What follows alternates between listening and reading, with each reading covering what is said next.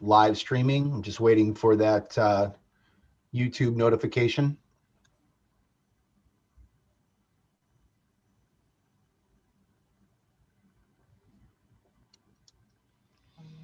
We are recording. You are live on YouTube and ready to go. All right.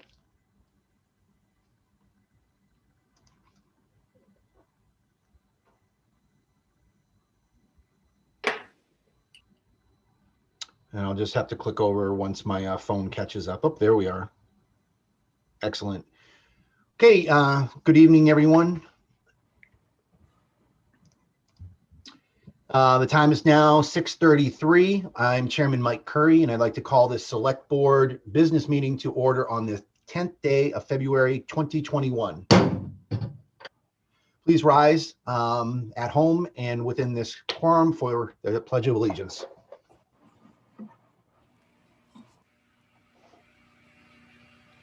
I pledge allegiance to the flag of the United States of America and to the republic for which it stands, one nation, under God, indivisible, and with liberty and justice for all. Great. Thank you, everyone.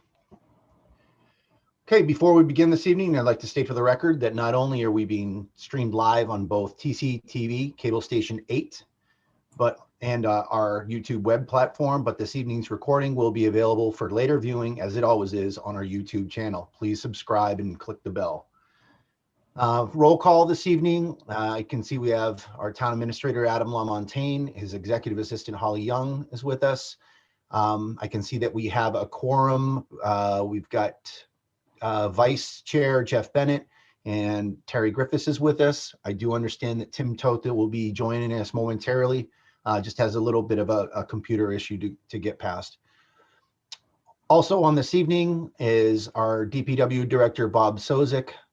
Looks like we've got Sam Bacon, Kaylee Hepburn, Blake Mensing, Hunter Sherman, and as always, our TCTV team. As always, our agenda for this evening has been set no later than 48 hours out by law. It is publicly available at the official source for town information, templetonma.gov. Although I have the discretion as chairperson to add and remove from the agenda, it has been set to allow for time, personnel resources, and public awareness. I do reserve the right to move agenda items around to best fit our guests and business. Thank you. We will do that this evening. Public participation and comment is still possible via the chat section of the live stream on YouTube. I and TCTV are monitoring the chat section and will address comments and questions as they appear or when appropriate. Remember, this chat area is part of the permanent record, so if it's not apparent already, please state your name as you would during town meeting, as most YouTube names are informal. And the live chat is about 20 seconds behind. I'm very cognizant of that and will watch as diligently as I can. Okay, as we have been doing since last April, a couple Zoom rules of the road. Please use video when you are presenting, and the rest of the board, please use video. They always do, so that's a great thing for the community to see you. If you do not have current business in front of the board, you do not have to show video. But obviously turn it on when you have business if you are able to. Please use the mute feature when not speaking. Although TCTV and the chair can place any and all on mute at any time, it is way easier for you to use your own mute button. And if you do wish to speak, there is a raise hand feature, or just raise your hand so you can see it in your camera, or just politely break in if you're on the telephone. If you do wish to see materials on the screen, please request that of the chair. With email document the agenda. This will help everyone stay synchronized and be helpful to the viewing public, especially for those who are watching on TCTV channel 8 with their 70-inch view screens. Only the chair and TCTV are able to share content or have been prior authorized to do that, which I think Kayla is going to show some stuff to us this evening. Okay, let's jump into our agenda. First thing we have in our agenda packet is approval for meeting minutes for the 25th of January, 2021. And went through because of the lies that the president told that this crowd believed. And look at what. I got him. That was our emergency management. Good evening, Rick. I did put you on mute. Sorry. If you've had a chance to review the minutes, I will accept a motion to approve those minutes from January 25th.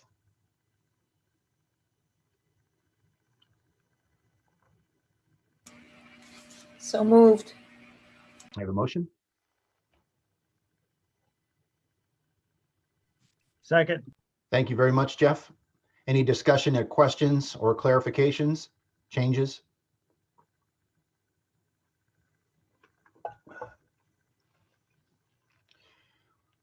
Okay, hearing none on the meeting minutes. Sorry, Mike, I put my hand up, but I put this hand up. Oh, sorry. On I don't know if we need to write Currie move to table this item to the next business meeting on February 10th. It just says moved to table. It's just a matter of, do we want who moved it or just leave it the way it is? It's up to the board, the rest of the board.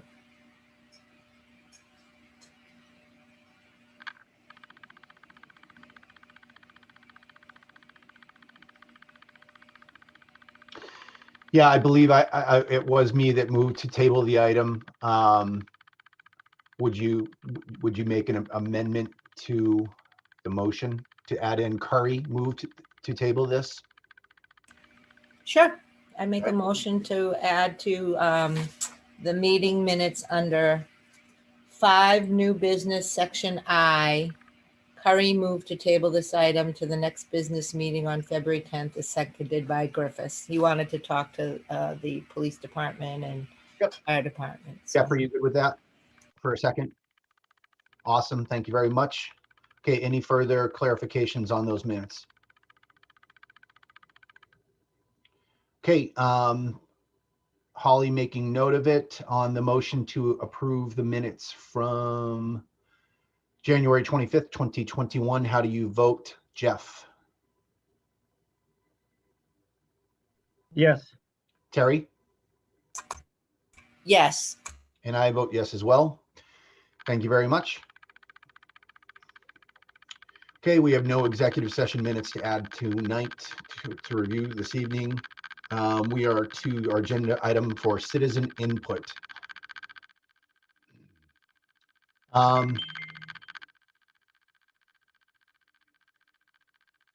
So for citizen input, I'm watching. If you're out there watching, I am watching the live chat. If you have something, sometimes it takes a little bit to type into that window. It is helpful if you have citizen input, if you have something to put it in a Word document and then paste it over.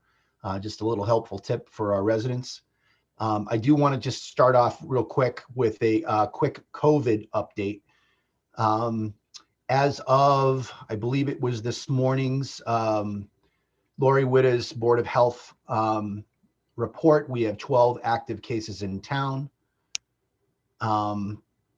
They are all attributed to Templeton residents. That brings our, with our recovered cases, that's 487 people have recovered and 17 deaths, although we have not had a death in town for quite some time. The report is out on the website, but I did want to mention that vaccines are the next large thing. And right now we're 75 and over. Haywood, the Polish American Citizens Club in Gardner, local boards of health, they're all adding information out there for vaccine sites. I do want to say that the 211 state website is completely still viable. I spent a little bit of time on it today to make sure that I understood what they were doing. So if you are over 75 out there, or you know someone that's over 75 and they want to schedule a local vaccination, they can call the 211 number. They will then select option 21, that's 21. After they've selected that, they're going to select option 2, and that will get them to a local scheduling counselor. That's all I had under what I wanted to add under citizen input, because it's right up front and we get the people that are watching the first juicy 30 minutes of the meeting. Should I add something fun? Sure. It's time to find Templeton's oldest resident for the Boston Post cane.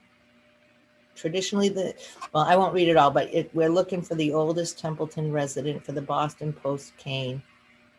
I want to find out more about it. I was asked to help, and I'm excited about it by Brian Kangway, but I need to learn more about it. They have to be a citizen of Templeton for at least 15 years or longer.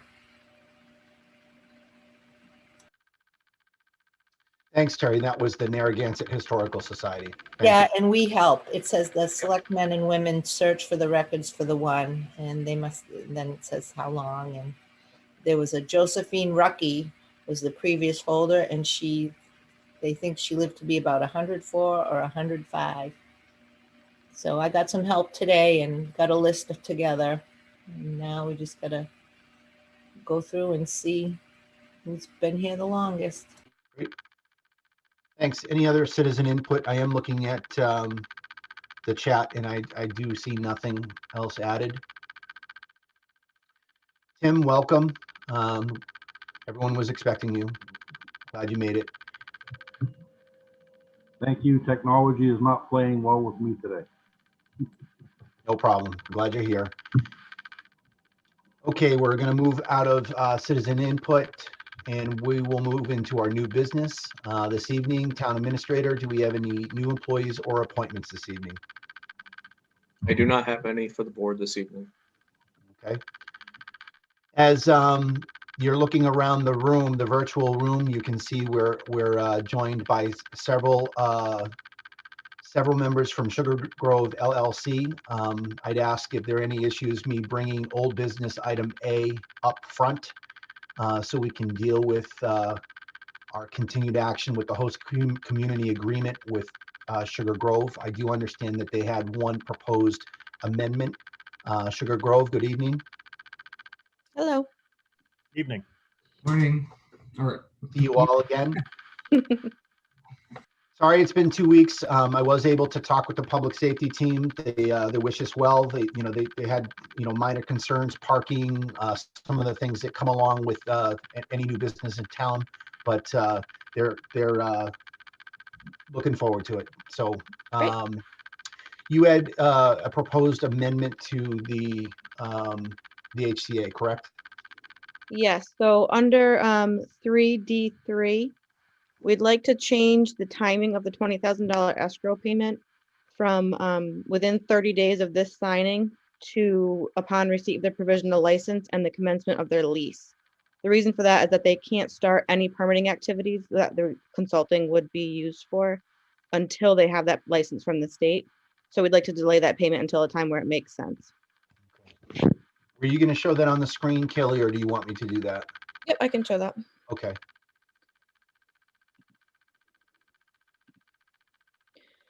So we'd like to change this. It starts on page 3 of 10, where it said within 30 days following signing. We'd like to change that to upon receipt of a provisional license from the CCC and commencement of the lease agreement, the company shall make a payment of $20,000 to be held in escrow to pay such expenses.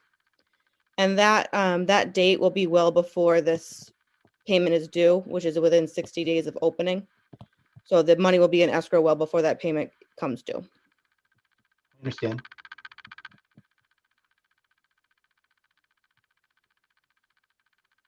Anything further from Sugar Grove? Or any questions on that proposed amendment from the board?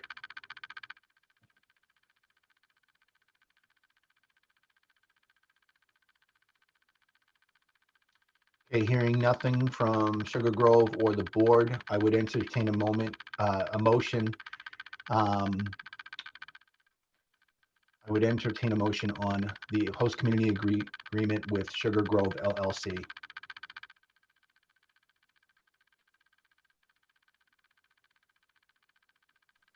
To include the amendment, Mr. Chairman? Yep. So moved. Okay, I have a motion for the HCA with the amendment just briefed by Kaylee. Thank you very much, Kaylee. and that is to delay until the provisional license. Are there any further questions or comments on, oh, I'm sorry, did I receive a second? Okay. Thank you very much, Tim. Any further comments?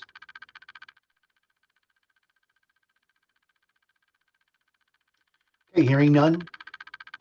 On the motion to agree, to approve the host community agreement with Sugar Grove LLC with the amendment to item D, number 3. How do you vote? Jeff? Yes. Terry? Yes. Tim? Yes. I vote yes as well. Holly, that was unanimous. And all we need to do now is just get that amendment in there, and we will prepare it for signature. Congratulations, Sugar Grove. Very excited about that. Sorry for the minor delay, but all good things.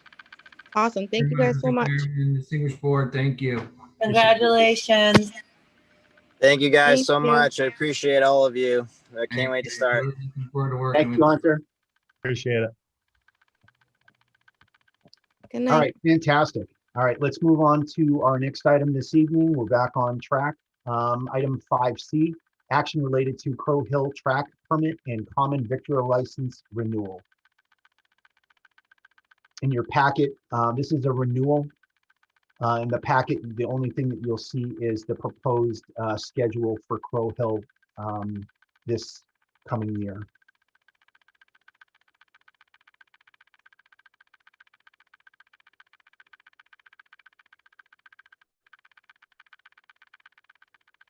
It looks like they're starting in May. It'll be interesting to track how everyone reacts to 21.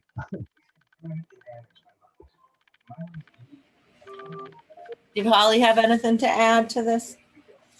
Yeah, I just wanted to let the board know that we do have all the paperwork from them, and they're ready to go. They'll have their common victular license as well. I live down by there. I've never had an issue with noise or anything. It's pretty good. It's on the back side of your property, on the other side. Well, it's over where the old dump is, but I walk down there a lot. It's across from like Fern Cole, but I walk down there. I walk down the paths that they ride down, and Their entrance is on Royalston Road, I think.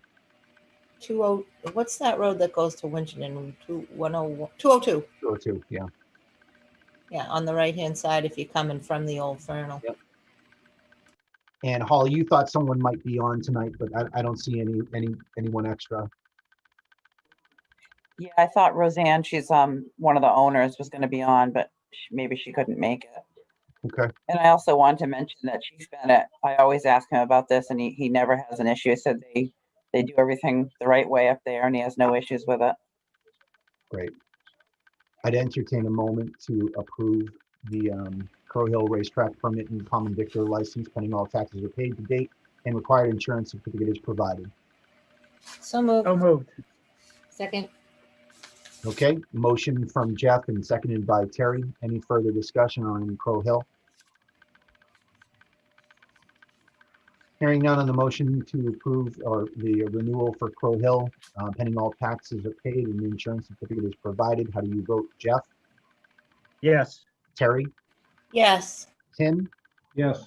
And I vote yes as well. Unanimous. Holly, thank you very much.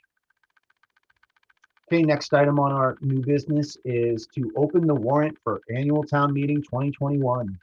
I will entertain a motion to open the warrant.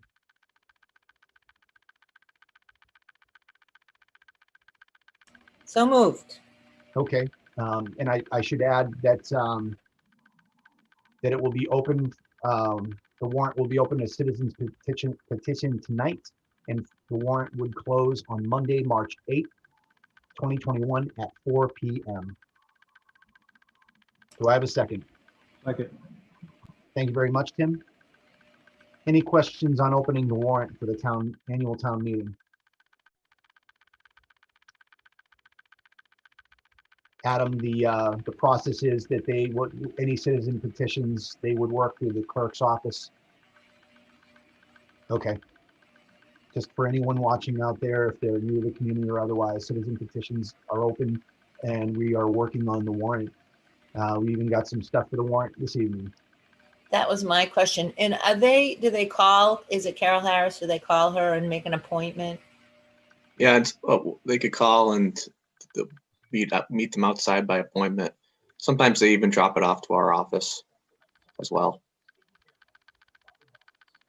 That will be on the website too, the notification Yeah, that's about it.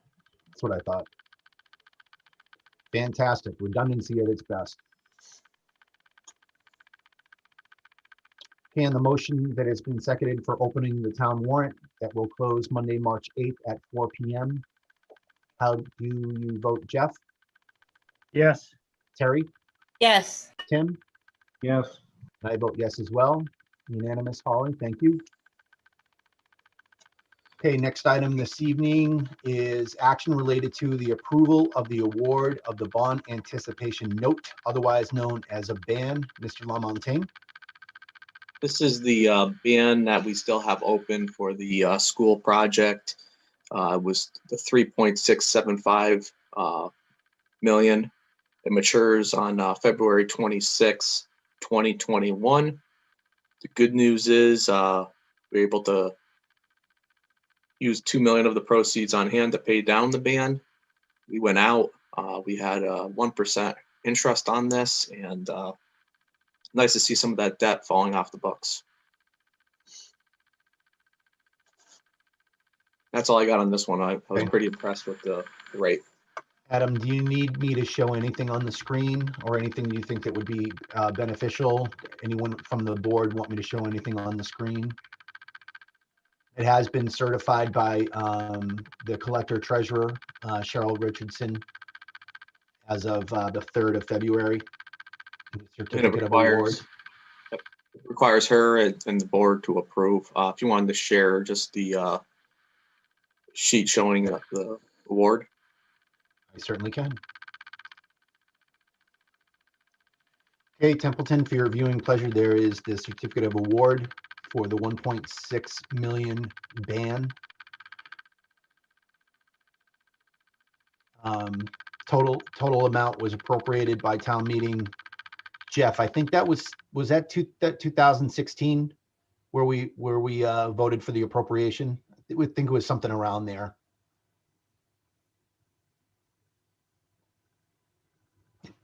It didn't matter. I just want to make sure that the public knew that that's where the appropriation came, and these are just the incremental funding for the school. Yes, that was a special town meeting in November 2015. Oh, 15. Okay. Thank you, Jeff. And I do want to commend the treasurer collector and the finance team, and all of us worked together and got all the materials together before it went out to the market. Took a lot of time, and getting all that information up is not an easy task by any means, but got it done.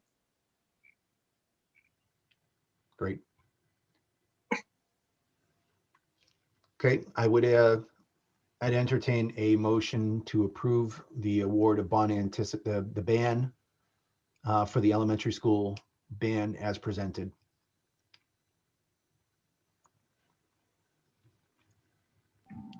So moved. Thank you, Tim. Second. Thank you, Terry. Any further discussion on the approval of the bond anticipation note for the Templeton Elementary as presented, approximately 1.6 million to Hilltop Securities? Okay, hearing nothing further on the motion to approve that ban for Templeton Elementary School. How do you vote, Jeff? Yes. Terry? Yes. Tim? Yes. And I vote yes as well. Holly, that was unanimous. Thank you. All right, moving on to action, item 5F, action related to our sidewalk machine. I turn the floor over to Adam and Bob Sozik. Thank you, Mr. Chairman. Many of you know we've been talking about the sidewalk machine for quite some time. In your packet, you see a report that I completed in October of 2020, working with Bob Sozik, our DPW director. This was an item that was presented to the Capitol. This would be the second year it's went in front of the Capital Planning Committee, and this year the Capital Planning Committee recommended a separate article to address the sidewalk machine. It turns out that we have roughly $215,000 in our capital stabilization account. And this machine we expect would cost around $213,750 to be on the safe side, or any sum lower would be in the proposed article. This challenging part about this is it would require a 2/3 vote at town meeting, but at least it gives the folks in town the option. Right now, our current sidewalk machine is on the verge of imminent failure, and it's on its last leg. We need to do something. We came up with Bob and I working together on this, came up with this strategy to address it using the funds out of the capital stabilization account. It would require, like I said, a 2/3 vote at town meeting. Let's say for whatever reason that failed, then we would go forward with the possible adoption of a bylaw. Old landowners responsible. But before we get ahead of ourselves, I just want to say this gives the people in town at town meeting a say in the process. And quite frankly, Bob will cover the machine. I spoke about this way of approaching it quite a bit at the advisory committee. And Bob, if you want to talk about the why you propose this sidewalk machine, because it's not just for taking care of removal of the snow on the sidewalks. It's a multi-use machine, and I'll let Bob take it from here. Good evening, everybody. Apologize, but the current machine we have is a 2001. It has 4,494 hours on it. This is considered a medium-sized machine. Unlikely, like a front-end loader is considered a heavy piece of a machinery. So it's a multi-purpose machine. When they came out with this, all the towns dived right into it, and they thought it was great because it did a lot of functions and attachments in different jobs for one price, one machine and attachments. This machine is 20 years old, and it's no different than a homeowner buying a good lawn tractor at Home Depot and expecting to get 10, 15 years out of it. It's, if you're mowing and snow blowing, it's getting hours and age, and it's going to start breaking down and eventually be no good. Unlike that amount of hours on a front end loader would be considered low hours. So there is an option out there to replace the machine exactly what we have for $215,000. This does over the rail mowing, which is very important as well, because during the spring, summer, fall time, we get a lot of intersections. The line of sight is getting grown in. They got vegetation growing over guardrails, and eventually you create a canopy going down the road where the trucks and everything else are hitting brush. And so that's a necessity just as much as taking care of the sidewalks with a snow blower. It also has a broom on it and a spreader box on the back to treat the sidewalks. I know there was a lot of questions asked last week at the advisory meeting, and questions that are out there now. Yes, there is other options. We have 16.28 miles of sidewalks in town. That's a pretty good amount of sidewalks for one machine. This trackless machine, like I said, it's multi-purpose. It's worn out. It's constantly breaking down. All the attachments are worn out. And some of the attachments are pretty expensive.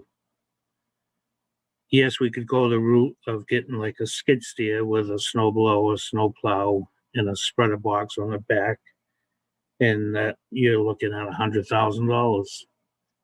That would be great. That's also a multi-purpose machine where you can get attachments, but you cannot get a over-the-rail attachment for that type of machine.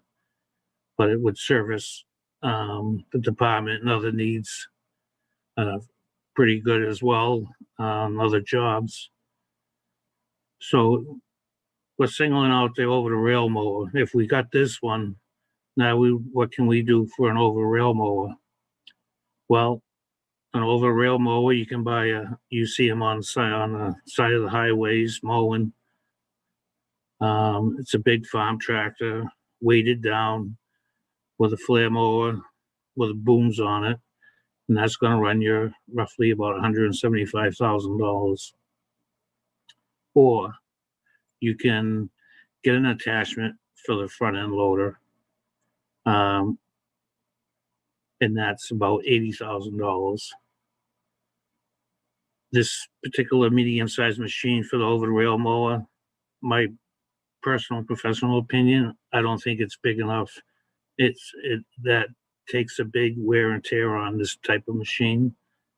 But like you say, it's a multi-purpose machine, and you're gonna get 12 to 15 years out of it.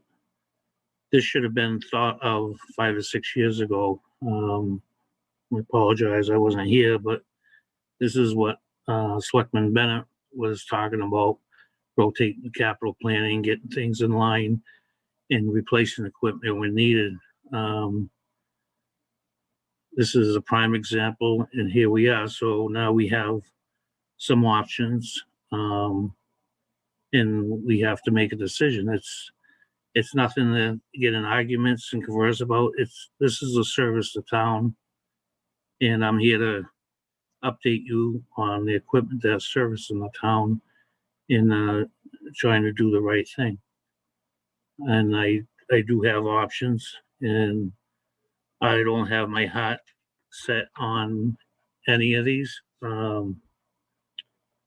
But we do need, if we went with this one I just described, we seriously need to come up with a plan for over the rail. It's a very expensive machine. One attachment alone is just $30,000. So a heavier machine for like over the rail, that was one of my goals, is to get the over the rail mowing its own machine. Open for discussion. You don't have this other quote in front of you, but I do have it in front of me. I apologize for not forwarding it to you.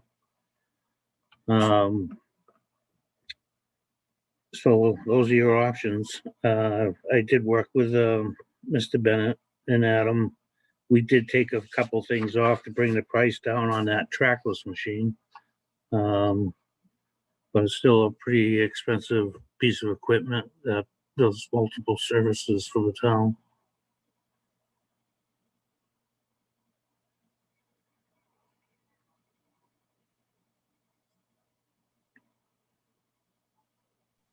Mr. Chairman, I think you're on mute. You are 100% correct. Bob, what I have on the screen right now is a picture of it. That's a picture of the tractor. So say yes, that runs all the attachments. Okay. If you look on the front of that, you'll see all the hydraulic connections for the snow blower, the sweeper, the plow, and then the spreader box hangs off the back. I think Terry had her hand up for a question. Just was wondering what you removed, because I thought it was like 213,000. So did you decrease it by 10,000? I decreased it almost 11. I think it was about $11,000. But after April, they expect this machine to go up in price, so they want us to add 6%. So you're almost back to where you were. What did you have to take off? I took off the angle snowplow, and I took off a bunch of filters and stuff. The 1170 in the folding plow.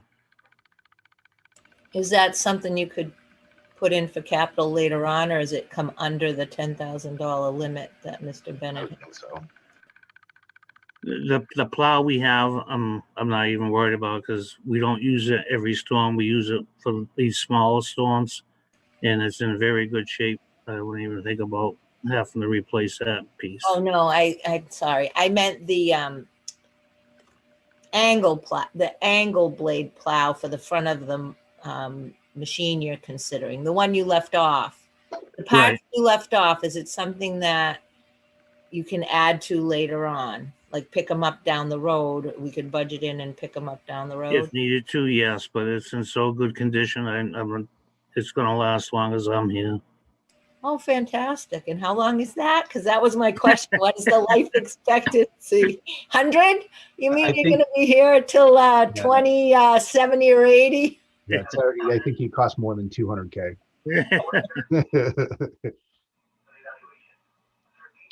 All right, thank you. Any other questions for Bob? Or anything else I can show? I know that we did have some citizen input as well that I'd like to share. Kathleen King wrote into Adam LaMontagne. Adam, you don't have a problem with me reading highlights from Kathleen's? That's fine. Okay. She wrote into you, looks like it was last year when the discussion was beginning, or I'm just making a point that it was last year. It said, "Dear Adam, as I recall, you were working on a solution to a sidewalk snow removal as it impacts the town of Templeton residents.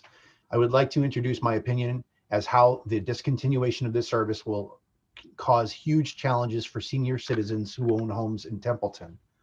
I understand that the funding of capital items presents a unique challenge for us all. According to the FY 2021 budget, page 38, sidewalk machine simply could not be supported within the capital funding available. The sidewalk machine, already approaching its last gasps for life, brings up the question whether or not we could or should continue this service in the future long discontinued by many other municipalities." And I did show the breakdown of the comparison communities that you had in your report. Some of my senior housing issues, many seniors want to stay home in their homes. They do not want to stay in their homes where they can go in. If they don't want to stay in their homes, where can they go in Templeton? There are waiting lists at senior housing apartments in Templeton. It will be years before any new housing options could be ready. Not every senior qualifies for subsidized housing even if it was available. I'm going to skip down. You can see it on the screen. My husband is age 84 and I am age 73. We want to stay in Templeton. We have lived here for 49 years and we love it. Living near a school, we know it is important for our sidewalks to be clear in the winter. We always breathe a sigh of relief when we hear the sidewalk blower plow coming, knowing that we don't have to go back out there after 2 hours of snow removal on our driveway and pathways to work on the sidewalk. I appeal that you consider senior citizens as you try and find a solution to the sidewalk snow removal issue. Kathy, thank you very much. Thank you very much for that input. Bob or Adam, is there any other documents from the packet that you want to go over, quotations, anything else before we enter into some deliberation?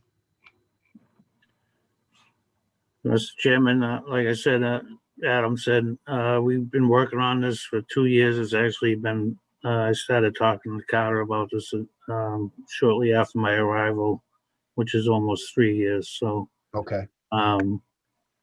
That's how long it's been in discussion and getting things prepared to bring to the town. Yeah. And like I said, I know the advisory board had many questions as well. And like I said, I threw another option at you. That machine will do the job absolutely fine. But we got to worry about that other attachment for over the rail mowing and intersections. that was something we can either, if they were to go with this other piece of equipment as I described, if that machine's going, try to get this summer out of it, just mowing, and try for over the rail mower on the next capital planning. Thanks for bringing up the advisory committee. I did watch their meeting and watched their discussion. I know that they had even had questions, so thank you for bringing that factoid with you. 16 miles of sidewalk, probably more than I would have guessed. My takeaways from the advisory committee meeting, I had 3. I look at this cost, and we've talked about it before with other large ticket items. I do appreciate the proposal that we would be paying for this outright. That is something that we had endeavored to do in the long run for some of the equipment in town. So I do like the fact that we are actually purchasing this outright and not on a lease or otherwise. The next thing, I disagreed with the discussion in the advisory committee meeting about, well, a certain percentage of the town residents wouldn't benefit from this at all. Although I understand that argument, you could say that for anything. It depends on who you are in the community. If you don't use senior services, you shouldn't be allowed to say, I don't want to fund that. This is all or nothing.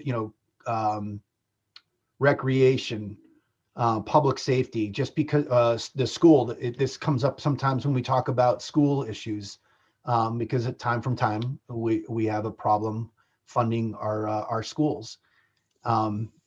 And it's, no one should feel like they need to run to their corner to protect what's dear to them, as Kathy was just talking about in her memo to Adam.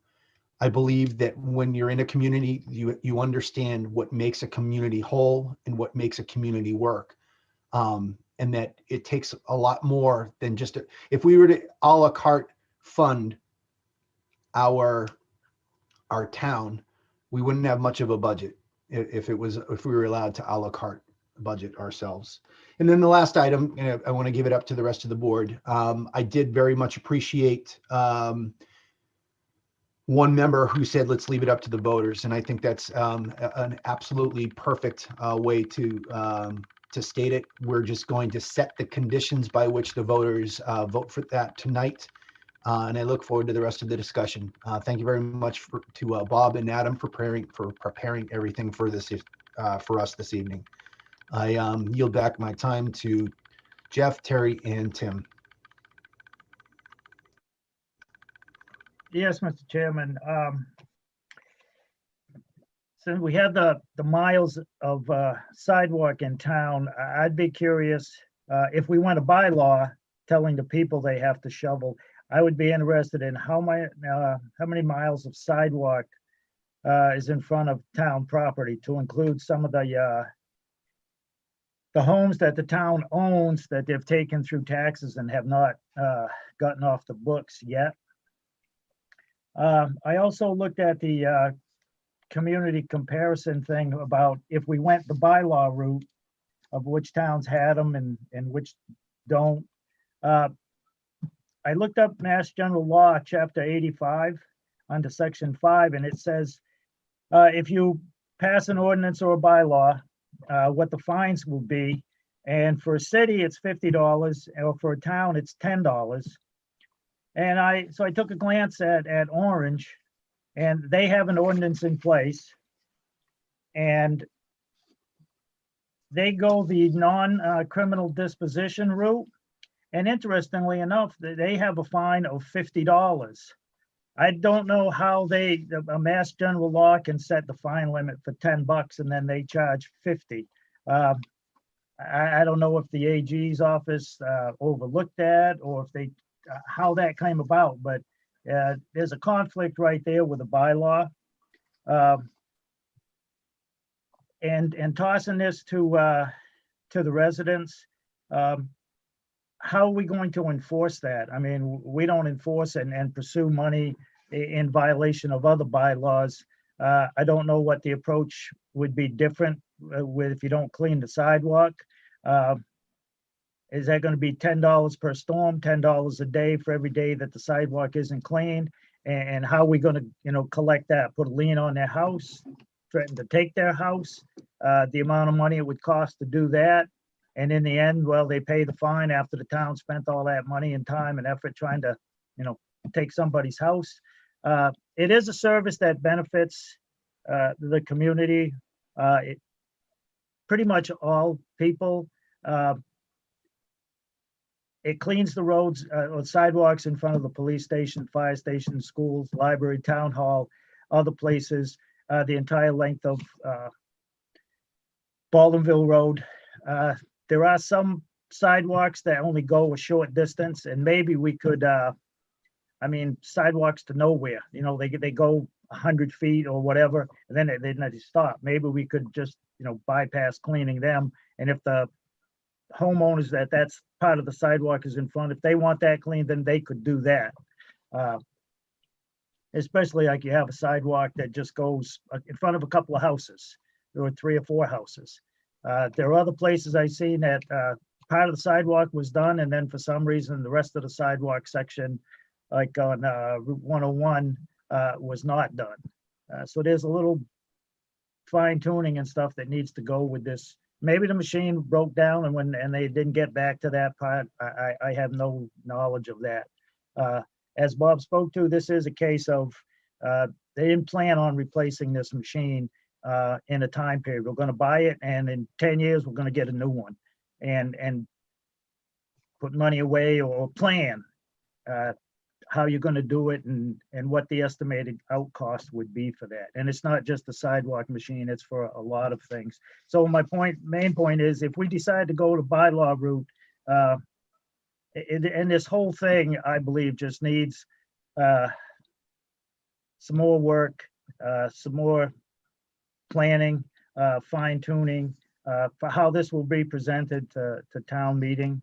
If we're going to close the warrant here, in several weeks, if we're going to go the bylaw route, then we got to be ready for 2 votes.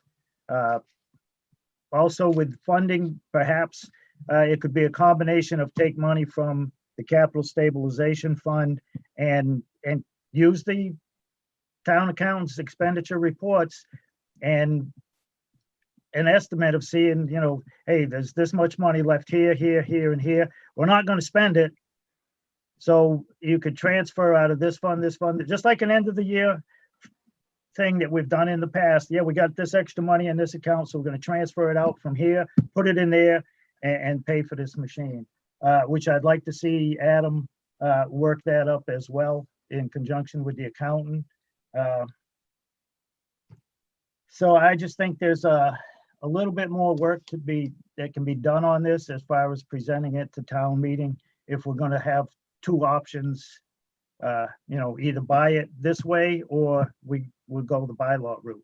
We're going to do the bylaw route, which to me would be a little rushed for annual town meeting, or would we, if it fails at annual town meeting to buy it, would we produce the bylaw for a special town meeting in the fall?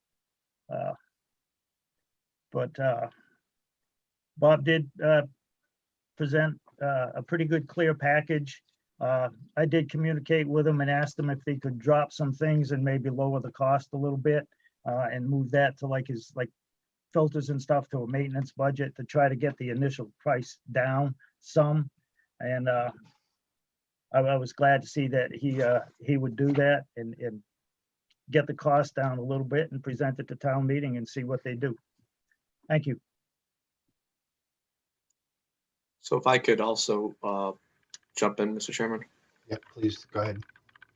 So what I would need tonight, because I seek your authorization as to whether you want to proceed in this fashion. Now, let's say the folks here want to move forward and the board authorized me to produce on the draft warrant for the machine to go in front of the capital, to be a purchase from the capital stabilization account. It'll be on that draft warrant. And then once budget's released February 24th, we discussed the more we could get into the discussion on as to whether you wanted to use different alternative methods of funding, if you will. It's still gonna, because with it coming out of capital stabilization and those funds still require that 2/3 vote.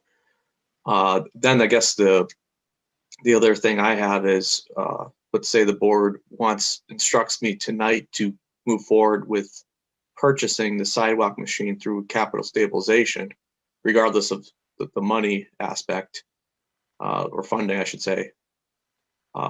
Then instructs me to propose a bylaw in the sense of landowner responsibility. I think Jeff brought up some good points with Orange and the $50 and how a town should be $10. And I think that would give us time to put together something. I just kind of wanted to, I looked at it from the perspective of giving the voters the opportunity to discuss it there at town meeting. You could either purchase this machine, or we have a bylaw with the landowner responsibility. But if the board wanted to proceed with having the purchase of from the capital stabilization, then for the fall town meeting, present the bylaw, I don't see any issue with that either. Thank you.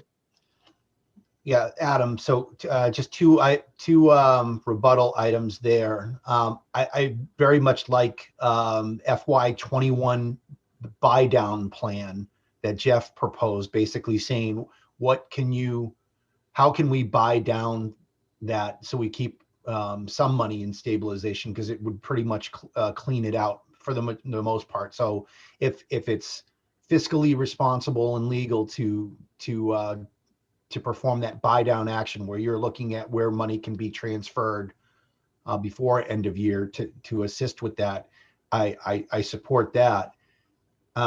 We don't know what a bylaw would look like tonight. I think it's good to talk through it. I'm not in favor of a bylaw, but again, like I finished up by saying I appreciated the advisory committee saying leave it up to the voter. We would just have to basically gin up what would that look like, and if we agreed that it was in such a state to put in front of the voters, because we don't right now. And I don't know, Jeff, where you were coming from with the bylaw, that whether you were in favor or not, or whether, like you mentioned the time, we have one more meeting before the warrant closes on the 24th. So we'd have to consider what a bylaw would look like if we were going to add it into the warrant. I said my piece. Tim or Terry, do you have anything to add on the sidewalk machine? Kim, do you want to go first, or are you good? I'll be real quick. Yeah, I understand, this is a significant purchase, and I don't think any of us planned for our current piece of equipment to be at the end of its life cycle. Sadly, that is the harsh reality, and it's just something that does need to be seriously addressed and looked at. Regarding a bylaw, I have to agree with Selectman Bennett. We have other bylaws with monetary values attached for fines, but I don't always see the enforcement side. So I'm leery to say go for a bylaw and assess a fine on somebody, but then we never seem to follow through on that. That just seems counterintuitive to me. That's my two comments. Mike, you're on mute. Yep. Mute challenge this evening. Thought I'd never say that in 2021. You think I'd learned my lesson. Holly does have her hand up first. Terry, if I could let her jump in if she's got something to add. I was going to suggest that. Okay. I just wanted to mention that the warrant closes to citizens petitions. The board can always put something on up until I'm sorry, the final warrant. So you have that in mind. Thanks, Holly. Sorry. I figured I'd let Holly be the tough one there. The rest of the people at home were throwing stuff at their screen. Terry, please go ahead. Holly still has her hand up. And you're done, Holly? All set. Thanks. So again, I think Jeff touched upon what my first concern was. If we're allowed to empty out any account, if we took it all out of the capital stabilization account, if we're allowed to even do that, because as we're going to be reviewing some financial management policies, as I was going through that, I noticed that there are rules that we can't do that. So I appreciate what Jeff suggested to try to, you know, not rob Peter to pay Paul. That's what they used to do in the olden days. But if we could find extra money here and there and collectively pay for this machine, I'm not sure about town meeting. It depends on who's there. I mean, sometimes meetings get padded. I do think it's a service that I would like to see continue. And Jeff spoke to Orange, and I'll tell you right now, where I volunteer, a woman fell outside where I volunteer, and she broke her hip. And she didn't have health insurance, and she suffered. She volunteered with us, and I watched her suffer. And we're all older out there. We try to keep it shoveled, but now we have somebody hired. She's healed now, so we hired her to shovel the sidewalk.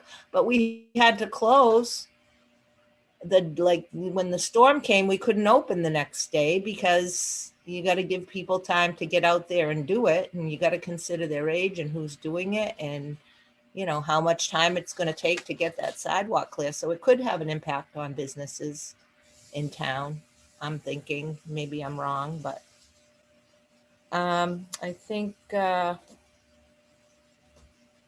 just let me check if that's okay. Well, I think that's just about my 2 cents. And I noticed that Bob I like the way instead of miles, it goes by hours.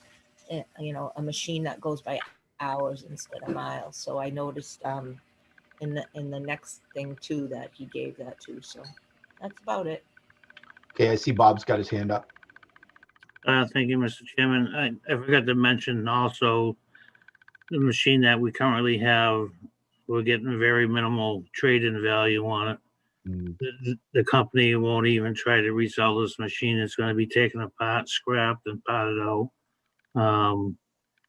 And if there's a major repair that comes upon us, pray to God it doesn't, I'm not going to put good money in and make it bad. The service is going to stop just like that. So, I mean, it's something we have to pay attention to and decide which way they want to go. Okay, I do have, I'm watching the public chat. Deb Wilder from the advisory committee said, hi, Deb Wilder here. Are there any other future purchases on the horizon that will be impacted by the town using most of the funds in the capital stabilization account that is being utilized to purchase this machine? Question. Now, if I could jump in, there's nothing that I'm aware of why the town couldn't use these funds to purchase this machine from the capital stabilization account. That's the intention of this account. But to the question of the capital needs, we do our best to have a significant amount of capital being addressed each fiscal year from free cash. This year will be more of a challenge because we will be using some of those funds for the operating budget. But we still are going to be proposing a pretty substantial list of capital items to uphold our capital assets in the town moving forward. I think the discussion ultimately becomes, do the people in town want to continue this service? I know it's a 2/3 vote, but I think it's important enough where this issue should have been addressed years ago. Didn't happen. The longer we wait, the more expensive the machine gets. And like Bob pointed out in his presentation, this machine just doesn't clear our sidewalks. You have an over-rail mower, you have treating them, sweeping them. And I think that's important to note here as we have this discussion. It ultimately comes down to whether the town truly supports this service. And having this dialogue and presenting an item to go in front of town meeting and to see if where the people in town are, whether they support it and whether they don't. And I think we would have to have a serious discussion if this article does get defeated at town meeting. I don't want us to get ahead of ourselves because I really want to focus on what we present and whether the town wants this. All right, Adam, I would like to help you out, answer that question a little bit. I know I thought I saw Terry put up her hand as well. So the question from Debbie, I think can also be answered. The town has a capital plan. It's that spreadsheet. I've been on capital planning committee before. We have a forecast of what the life cycle is of our equipment. So it's very easy to answer in any given year based on the life cycle, what capital equipment that we have out there. And I know we've been getting better about inventory. I know that's one of the goals that we have, is to make sure that our inventory in town is adequate with the right information. So it is possible to see where there are good years and bad years for capital. Back when I sat on that committee, it was very difficult. The police replacing a vehicle per year, the fire rescue equipment, it's very difficult to manage that stuff. And I think we've been doing a good job balancing that. I mean, that's the charge of the capital planning committee. Terry, I don't know if you want to speak to anything from being our rep on the capital planning, but essentially we can see ahead, in the out years, what it looks like and whether we're in trouble, as Deb kind of said, to say, are you going to be making any decisions where this decision today is going to affect something that you need later? I like how you reiterated, we have had a healthy capital budget, but like Jeff had talked about a couple of meetings ago, we really need to take a look at the balance. And we are going to talk a little bit about that a little bit later with financial management, but thanks. Terry, did you have your hand up? Yeah, I was just curious as to how long it would take to research other available funds, or if there was a better time during the year where other funds might be available, say fall. For that much, that's tough.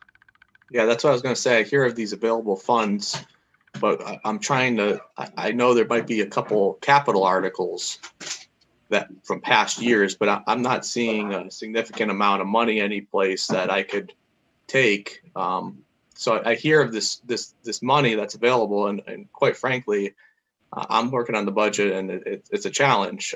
So anybody could tell me what specific items they're talking about.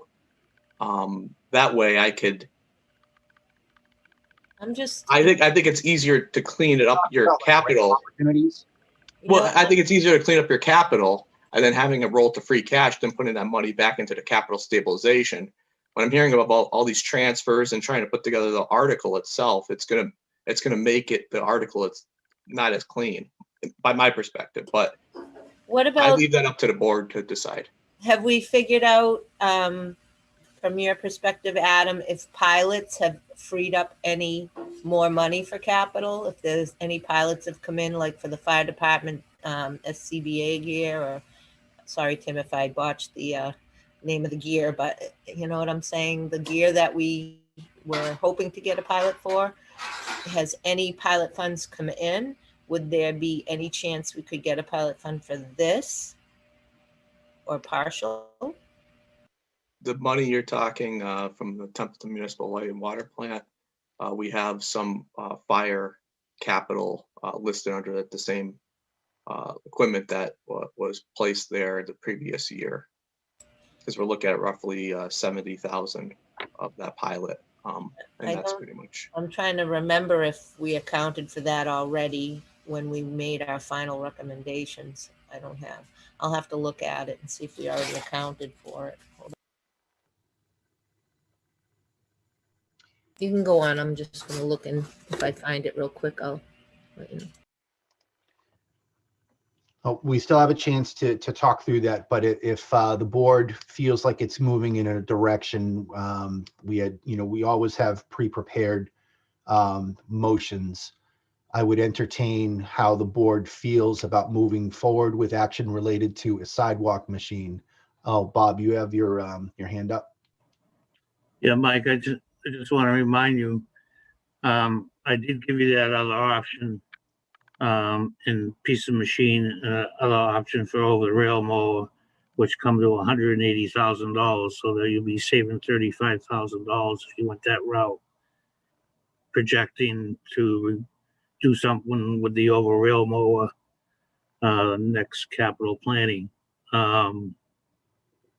With that being said, when this cycle goes through and it's time to replace it, you're looking at a much lower replacement cost down the road when it's time to replace this piece of equipment again. But if you're all in favor of the multi-purpose machine to cover everything, then that's the one to focus on. I understand what you're saying. It's in our best, it's in our best interest to get it at the same time rather than pushing it off a year and hope that capital can cover it. Right, if you went to this other machine, the skid steer with the attachments, your $100,000, we'll get that now. And then next capital, we can discuss our options for over the rail mowing, as long as this machine currently we have makes it through the summer to do the over the rail mowing. It's tough. Okay, I don't see any other hands up. Are we close to any kind of motion this evening? Mr. Chairman, just to muddy the waters a little bit more on the financial side. Respect to the budget, Adam, we have a lease payments for an ambulance. Have you had scheduled that lease payment to come out of tax dollars or from the ambulance receipts? Your question ultimately is whether it's in the budget like it has been. I think you could answer it like that. I mean, I understand what Jeff's asking. It's going to be, yes, it's in the budget, like it's coming out, it's either coming out of ambulance receipts in the budget or it's not. Well, in the past, it's the last year or so. The first year, I think it was, it's been out of taxation, which is why Adam said he didn't want to do any more leases, because all it is future debt on the town's budget. I mean, it's short-term debt, but it's still debt. It's still money you have to find for 3 years, 5 years, 10, whatever the length of the lease is. Right. My thought is, and I said, working the finances and moving stuff around, if you lease paid for that, if that lease right now was scheduled to come out of taxation, which I believe when Adam originally talked to that, and we've talked about debt, and when he came out with his memo about he didn't want to consider any more leases because it is just debt, short term as it may be, it would come out of taxation. Whereas if we make that lease payment, that ambulance lease payment out of ambulance receipts, it frees up $56,000, $58,000 of tax dollars, which to me would reduce the amount of free cash or one-time funds you would have to use by that same amount. So you would have $55,000 of free cash that you could also put towards this machine. And I believe there is a couple of past capital articles where there was multi-funding source.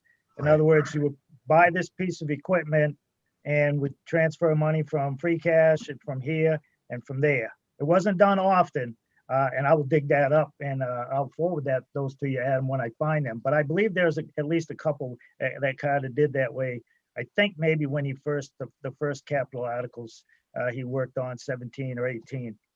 I'll research that up, but I'm pretty sure there was some was from free cash and some was going to be covered from the light department funds and other sources. But it's just something I'm thinking about as an option.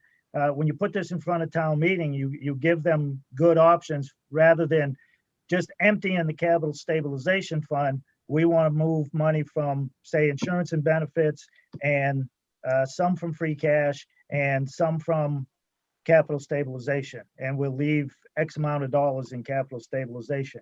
I'm thinking this in a way to present this to town meeting as we're buying this outright, but we're not emptying out this one savings account. Right. And that's my whole method, is trying to give good options to the taxpayers. And if you use a little bit of, even if we have leftover free cash that we're not using for the budget, instead of letting it roll forward, we use that this year to buy this. It's a good investment on town's money, because you will make a one-time payment, no interest, and you don't let the state have control of your funds for 3-4 months until they certify the following year's free cash.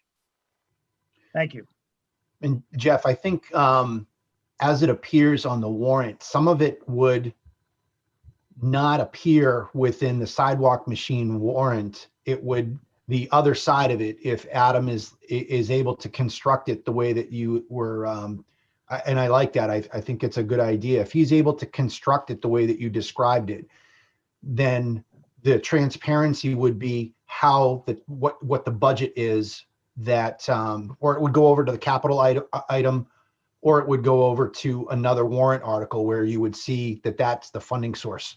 So the sidewalk machine may only say capital stabilization account, but the draw on that may be reduced by using it in another article, warrant article somewhere else. So there's nothing on here that says the SCBA protective breathing system is funded by pilot. So if we get 70,000 from a pilot for the gear, that may free up 70,000 toward Bob's request. Is that You're talking about the breathing system? Yeah. Yeah. Yeah, the capital planning committee makes that recommendation. Since I received it, I put it under that pilot, like we did the year before. Extra 70,000 that's going to show up, because we didn't budget for that out of a pilot. We just took it right out of the budget. We never can. We don't know that number yet. Right. That's one of those Right. fluid things that moves through, right? So am I making sense? Because I'm still new at this. And I also, when I read the financial management plan, it said you can't empty out accounts. There are certain accounts you can't empty out. I don't know if the one we're talking about. Our I looked it financial up. management policy, when you mentioned that, I did look, it doesn't mention anything. It means if About- you try to yeah. replenish it to the target, but it Yeah. doesn't say you can't empty out, we're using it for the purpose that it was created. Where other accounts do. It still doesn't make sense to empty it out. And if we did get that pilot, then we're going to have extra money in capital. And am I making sense? That could go to that. Adam, You how are much making did sense, but that pilot comes with, I don't know if strings attached is the right way to characterize it, but it's basically an agreement to say, this is where that money is going for. In this case, it was an agreement across departments to be able to say, that's where that money is going to fund that capital item. So that doesn't leave $70,000 that it doesn't? It just cancels it out? Then how? No, it actually increases the amount of capital items. So if Adam gives the capital budget and says, here's what you have to pay, they're able to pile on extra stuff if they are realizing other accounts. If you can picture that spreadsheet in the budget, there are different funding sources. They may have $2 million worth of capital items that they want to fund. They'll say, with our budget, we can fund these things, and they push the scuba tanks to another funding source and are able to fund something else off the capital budget. Does that make Right. sense? Yeah, and I know we have the 911 thing and the cable retained earnings, but Yep. I thought maybe we were wrong. I thought we thought that if the pilot paid for that, we could take that money and Not reapply necessarily. it. Terry, Not this necessarily. would be listed as a separate article because it would be a transfer out of the capital stabilization account. And it would require a 2/3 vote, which is separate from your capital Adam, recommendation. that's not what she's talking about. She's saying if you have an entire, like, it's where you approve the entire capital plan, right? You massage that plan to say, I gave you a budget, and then you said you wanted to buy the following. then you know you have 911, you have a pilot that are able to pay for other things. You're able to then say, those items that you prioritized but did not fund because it wasn't within your budget, then you can add them into the capital plan and say, hey, library, you asked for this. I didn't have it at first, but I was able to rearrange where my funding was coming from, and now I'm able to add that into the capital plan. That's correct. I mean, there was some things because there was from the money that I gave to the, or not gave, but instructed the capital planning committee to utilize. I was able to find some things that the department heads needed. That's the point right there, Terry. It's not extra money back. It's extra stuff you're able to buy because it that pilot freed up a portion of the free cash budget that he had. Yeah, I understood that. And I was Okay. asking if there was any left over that we could No, put I don't know. put Bob's way and reduce the price on the warrant. Well, you could, and like I think Jeff brought up, you could say, okay, well, I want to put 116 coming out of capital stabilization, and then 100,000 out of free cash, for example, and you could put that onto the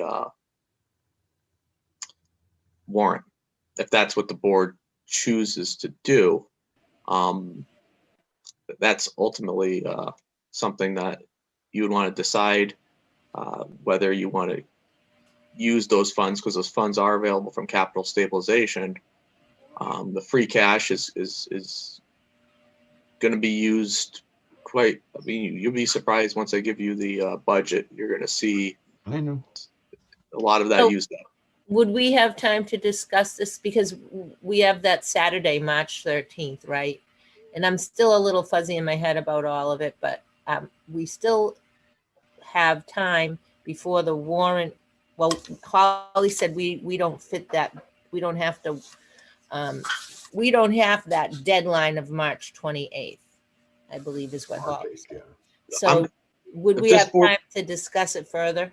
And We do, because if this board instructs me that they want to move forward and use capital stabilization, what I would do is I would include it in the draft warrant. And then when we get to the budget discussion, and then go through Monty Tech, NRSD, and then we go through the wrap up of it, we would discuss the warrant. At that point, the board can say, okay, we want to use X amount of this. And then that way it gives the board members time for them to do the research with me and put together a capital article that they could support. In the meantime, I could easily put this as a placeholder in the warrant. And I would rather have the article ready to go from the capital stabilization.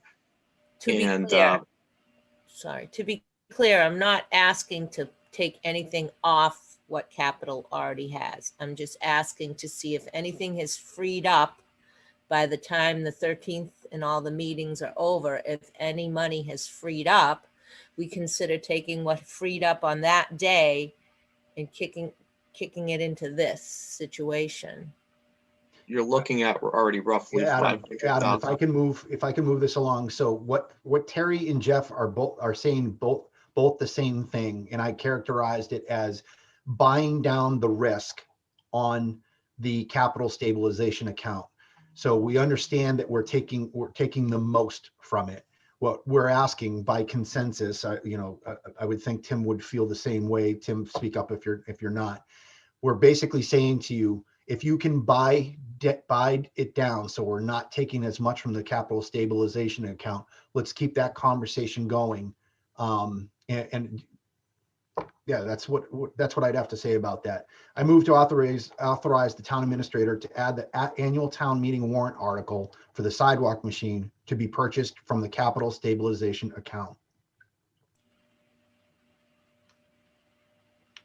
Could we add and as what Jeff was saying and I'm talking about and, add that and, or it has to go just like that and then make an amendment?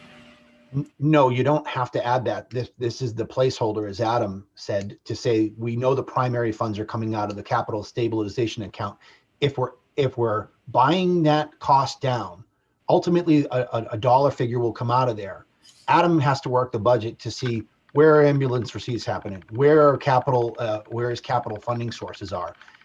He can make that happen within the budget so that it's not transparent, but you have one funding source over here in the on the town meeting article, and then the primary source is over here in the motion that I just made. I don't Second. need, okay, thank you. And we Any know further- how Adam loves numbers. He does. Any further discussion on the sidewalk machine motion to have it come out of stabilization account? Everyone understands what the other part of it is.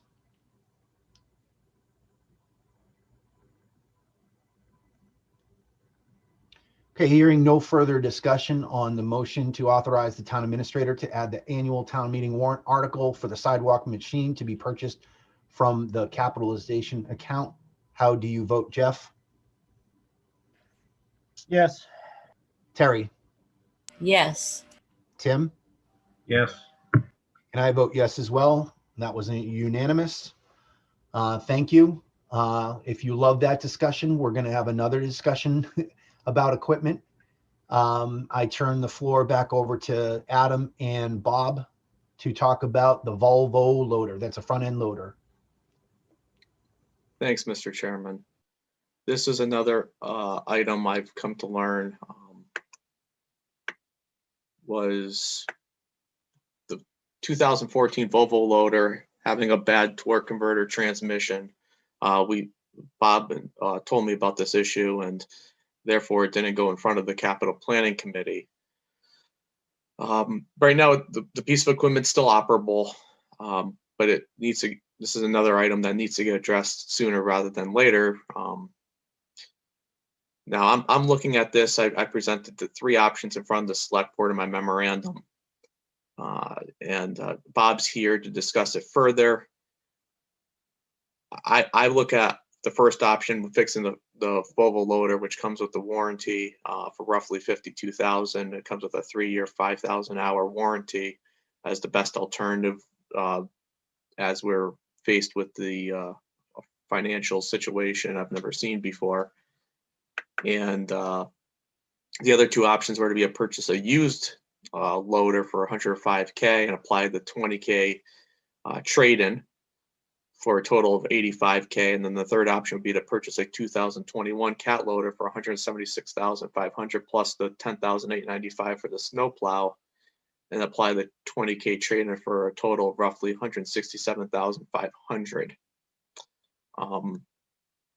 I believe my recommendation would be to go with the first option here, especially if we're going to be looking at other alternatives for the capital stabilization article, funding sources. What is the funding source for this? That would be out of certified free cash. If it was the repair option, I mean, you're getting really tight with that money if you're using the second option or the third option. Okay. Remember, there's only so much money, and that's why I put that article together out of the capital stabilization for the sidewalk machine for the full amount, because once you start taking out money out of that account and this account, you're bringing those numbers down. So with that, my recommendation would be to fix it with the repair. Bob, I'm sure will come in with his. I know it's a Volvo loader. It's not a cat, but quite frankly, I think if we get our piece of equipment operable for our folks, that brings us where we could be in operation. Thanks, Adam. Bob, anything to add in? Anything you wanted me to show, or does anyone have any technical questions they would like to ask of Bob? Adam, thank you very much for that. Mike, if I could say a couple words first. Go ahead. This is a 2014 Volvo loader with 4,852 miles on. Now that's considered low hours for this type of machine. This problem happened after capital had met and the diagnosis wasn't done and didn't come in not till recently, a couple weeks ago. It is sad news. It's considered to me as an emergency. This is the town of Templeton's probably prime piece of equipment. Yep. for down trees, loading trucks, loading sanders. We do have 2 loaders. The other loaders are 96, which is hanging on by a thread. So I'm not even bringing that in the picture because I was going to try to get that replaced in the near future. As Adam mentioned, the repair cost, $52,000. Myself, I am not comfortable at all with this type of repair on this kind of a machine. Is it going to happen again in 3 years? Don't know. Could. My gut instinct is I'm not comfortable with this type of repair. If it does happen again, you're just getting scrap price for a trade-in. We're almost at scrap price now. I was talking to Mr. Bennett. As Adam mentioned, we did go out and get options to do. We could buy a 2-year-old loader for 105 with a trade-in of 20,000 on that existing loader, and with a balance of 85,000 to us. And talk with Jeff, or we could try to see what we could do to make things meet and go for the new one and have all the warranties and guarantees for the 167,395. And that being said, the town's pretty much, the sewer department's got a couple pieces of CAT equipment now. We have a couple pieces. It's gonna help us save in road calls, so say, because you can't keep low bedding a piece of equipment like that to a CAT dealer because it gets expensive. So they come out to you as a service. And if you have more than one thing to service, you get your money's worth out of that truck coming out. The other thing I mentioned with Adam, I told you when I was hired, I'm not big with this possibility that we could possibly use some of the Orchard Lane Chapter 90 money that wasn't spent towards this. But I would highly recommend you look at the other 2 options versus repairing it. But all I can do is give you my input and my best professional opinion, and try to educate everybody on what's going on. It's nothing that was pre-planned. It was, like I said, it's an emergency. And these things do come up. As you can see, this is what can happen. Nothing's a guarantee. Thank you, Bob. Adam, I'm sorry if you had already mentioned this. This was outside of capital for what reason? Mike, I heard of the repair after the whole capital planning process already occurred. Okay. Bob and I, we talked about this at length, and we have, mine's more financially looking at this. Bob's more looking at this from the other aspects. So, Bob, what was the Volvo is a 2016? Is that what you said? 2014. 6 years old. Jeff, do you have any thoughts on this?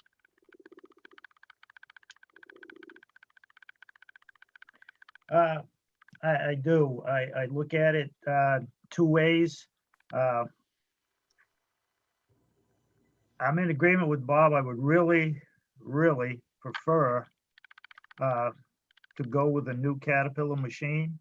But then I look at from a financial standpoint and doing the math.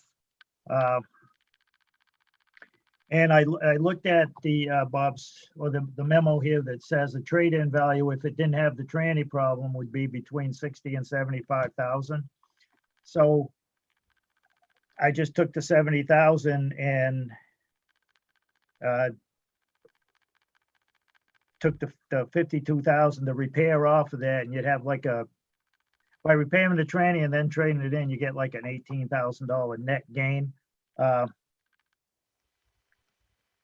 So at this point in time, I think I would much rather go for a new Caterpillar machine. I just don't know if it's in the cards financially for us at this point in time. So my, from a money standpoint, I would say do the repair, bring that 96 loader in front of Capital next go round to go for a new Caterpillar loader. And then a year or two down the road, hopefully this warranty thing, you have to watch the hours plus the years, but and then trade this Volvo, this repaired Volvo in and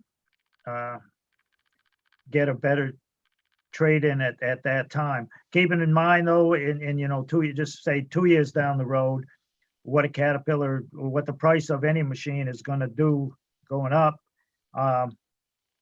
versus, you know, the trade in. So it's a rope to walk, but I wish it was in the cards financially, because I would say go for a new cat loader for several reasons. One of a couple which Bob mentioned, but I think financially we're just at this point where we just do the repair and then, like I said, get rid of that, replace that 96. Which back in 2012, the Highway Department told the Board of Selectmen they were on their way out the door. So it's been hanging on for, we had 2 of them at that time. One finally, I guess, bit the dust.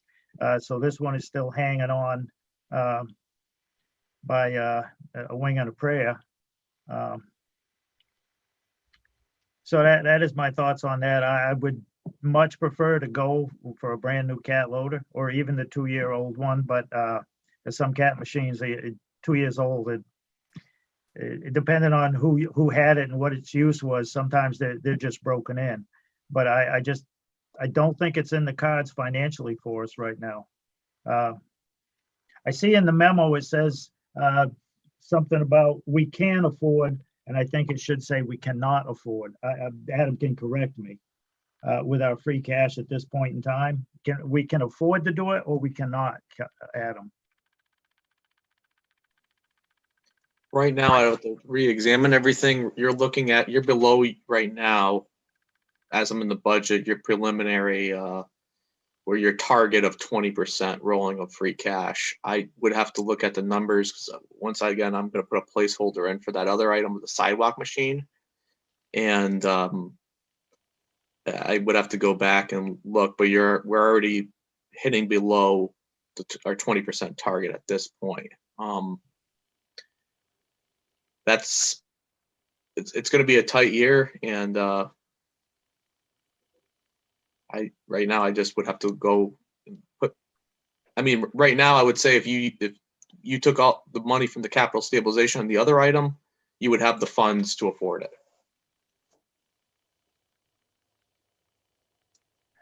So The first option.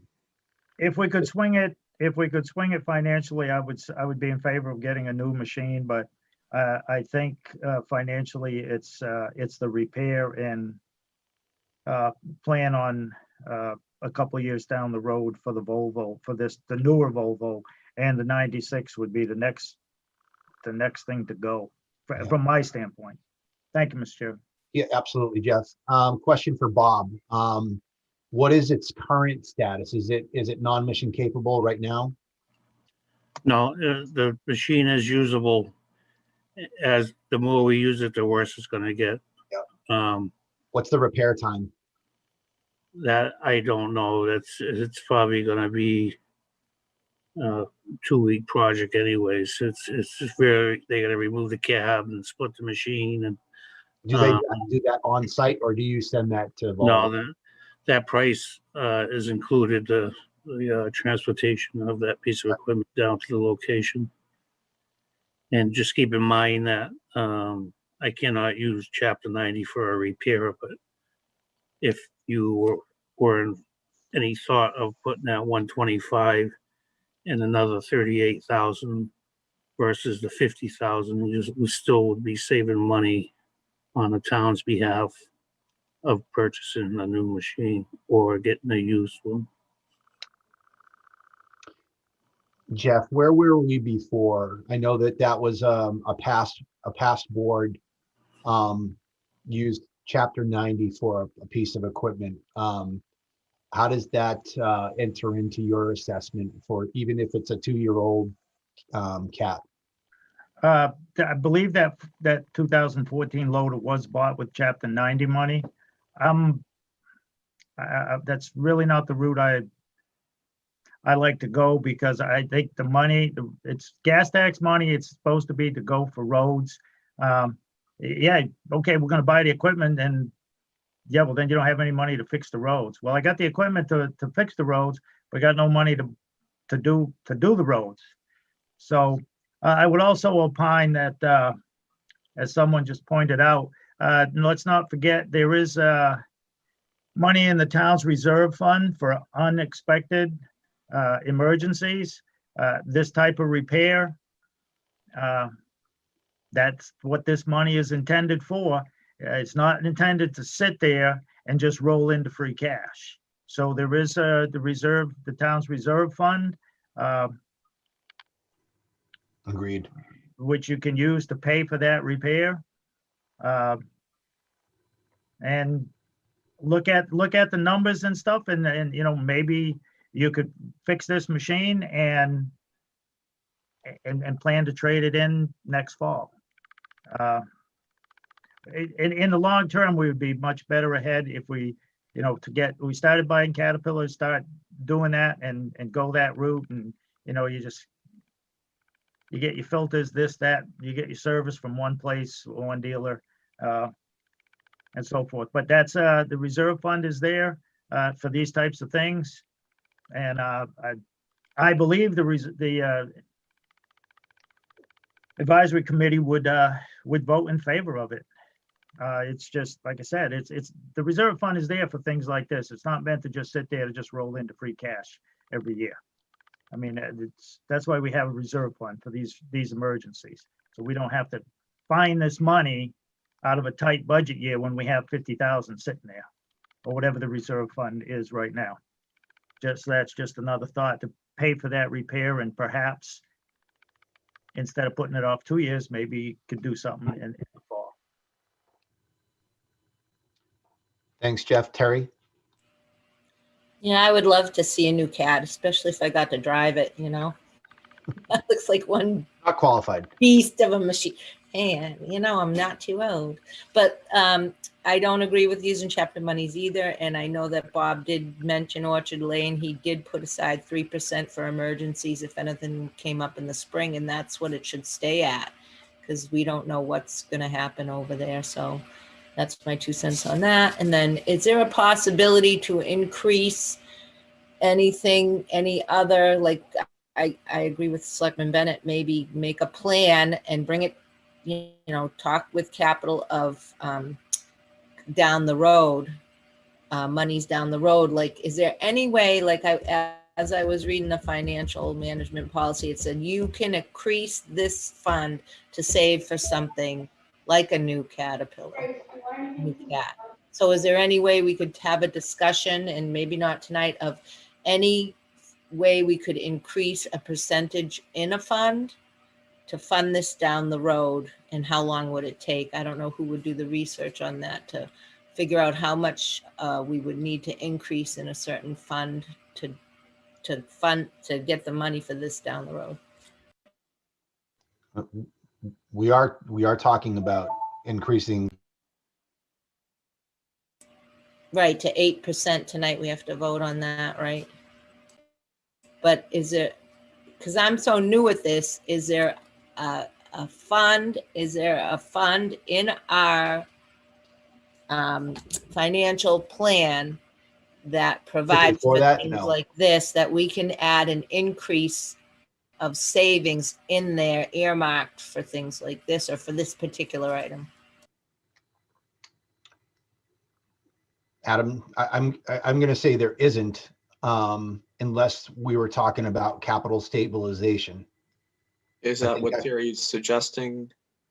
Building up to capital stabilization?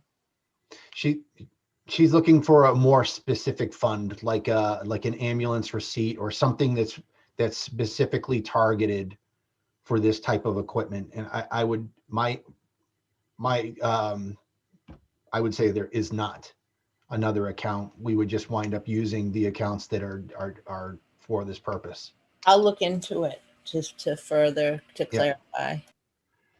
Jeff, we talked about a couple of different strategies for this one, and the base of it, and then the decision whether it's new or repair still kind of seems up in the air. Do people want to table this possible action item to further distill it, to basically talk about the funding strategies? Or do people feel like the funding strategy of free cash towards like the first option, understanding the way that Jeff talked through that? Yeah, I agree with Adam and Jeff that it's an unfortunate thing that we have to go with the 52,000 in the repair when we all would want the best thing for Templeton. And I did watch the advisory committee meeting too, and Tony DeJoy mentioned sometimes you have to spend, you can't get the thing you want, but you have to spend like 80% to get 50% to get 80%. So 80% is better than 100%. In this case, we've got option C, which isn't, the middle option, but we're still getting something.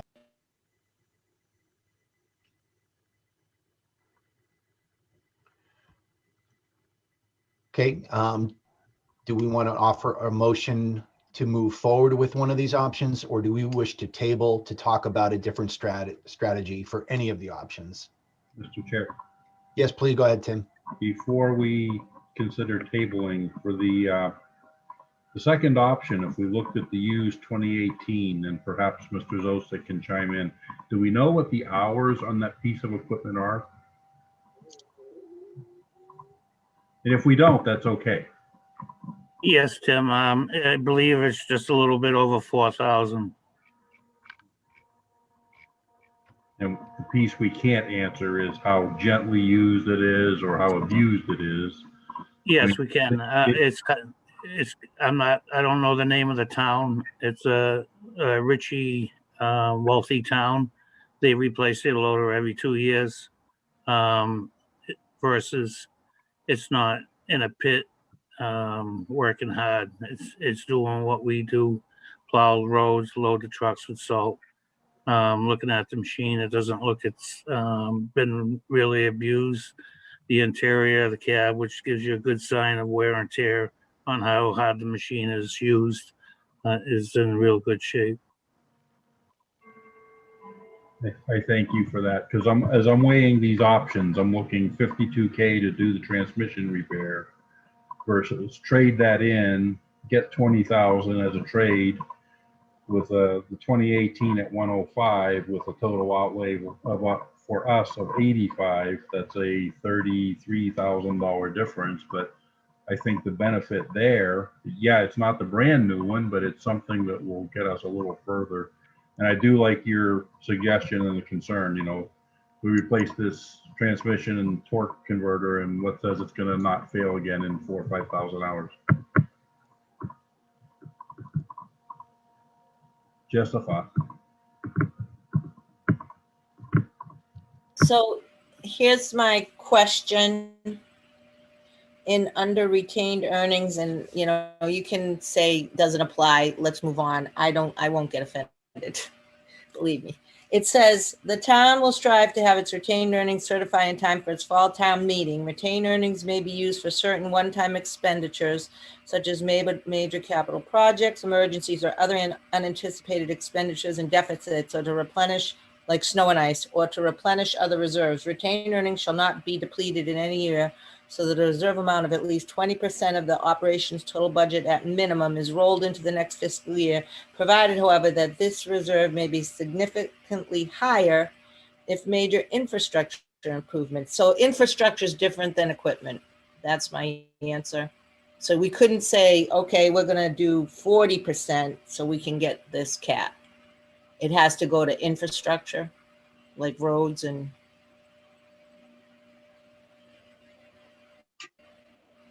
Is that a question for me, Terry, or? I don't know, anybody. I'm new to this. And Well, infrastructure, I would trying to assume solve a that's problem. infrastructure, bridges, roads. So is there any account like that? We could increase that savings from, so that one's 20%, but is there any other account like that? We can say, we're gonna take 30% and go big to get this instead of whatever it is. I know we're gonna vote on something next about raising the 8% to change the wording, and that's why we have this, but is there any other ability to do that anywhere in the budget? Where's Will Smith when you need him? Dang it. I think you meant Will Spring. Will Spring, yeah, Will Smith. Okay.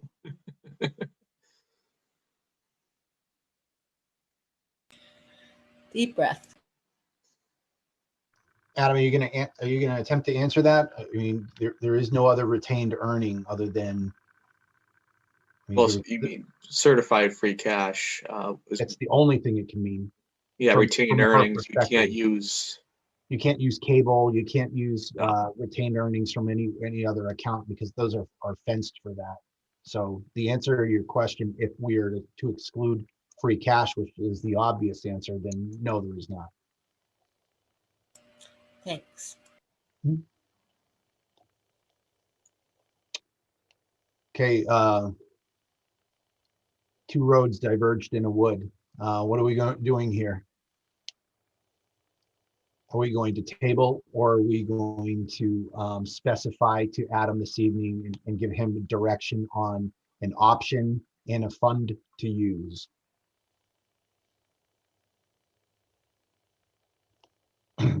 I personally think that there needs to be a little bit of tweaking. I think we could talk about the strategy like Jeff was talking about.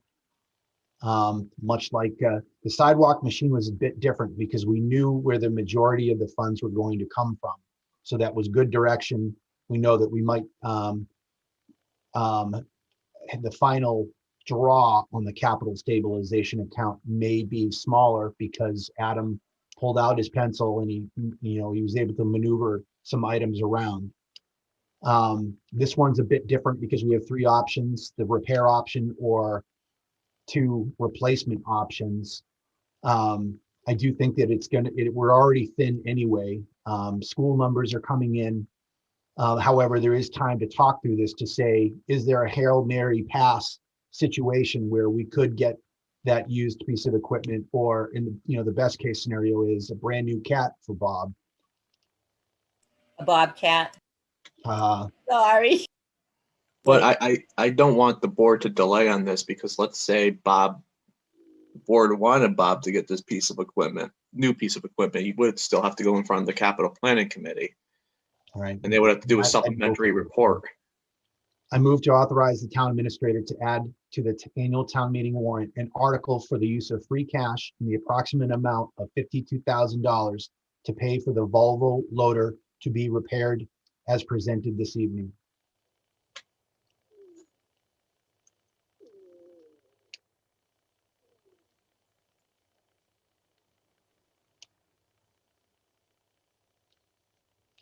There is a motion and there is no second.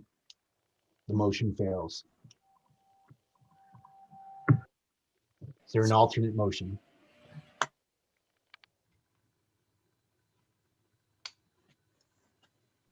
Mr. Chairman, question for Adam.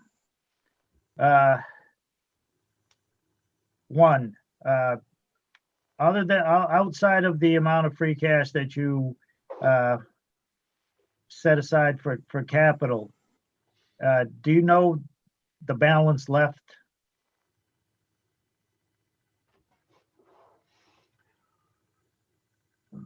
balance left right now in the free cash?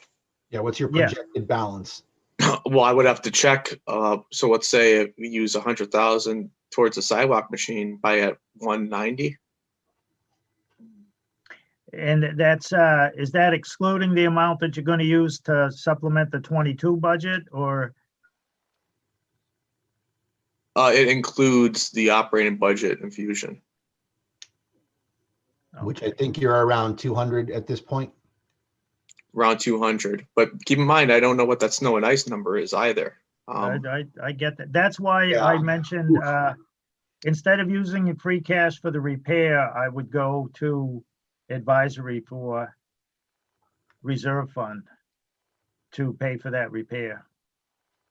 What is that balance, Jeff? What are they looking We at? haven't used it. I believe it's, I believe it's 47.5.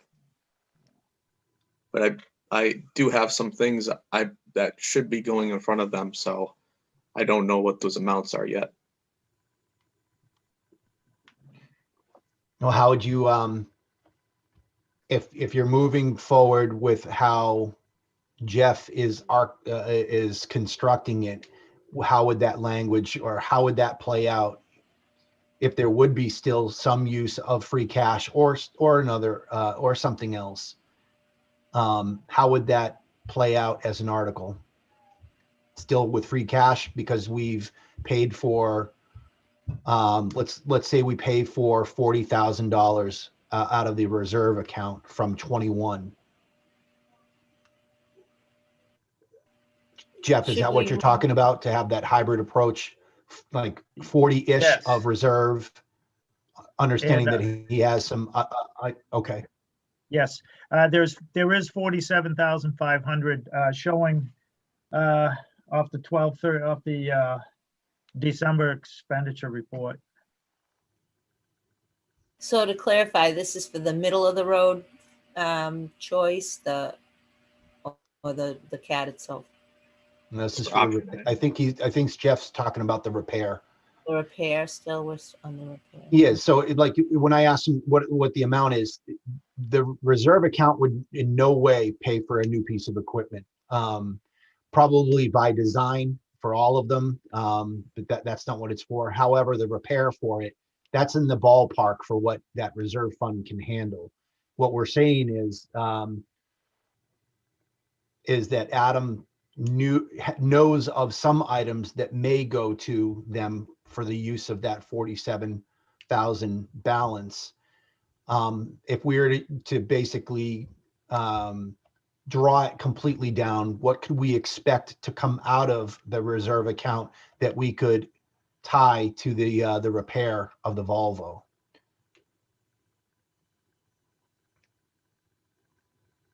So Adam, let's say there was 40 that the advisory committee authorized us to use. How would that play out town meeting wise wording? Well, it would be an article. So right now I would have an article for 52,000 from certified free cash. So let's say Bob could get, let's say 10 grand from the reserve. I would just change that to 42.5. Okay. How does that sound, Jeff?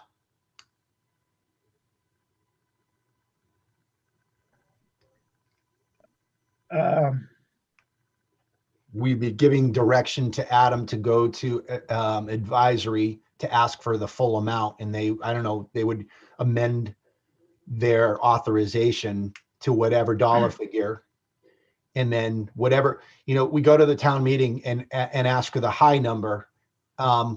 Language would say 52 or some other lower number, to have the flexibility in the language to say it's capped at 42. But we would understand that the town meeting might authorize, I don't know, 20, 30,000 to supplement the total repair cost.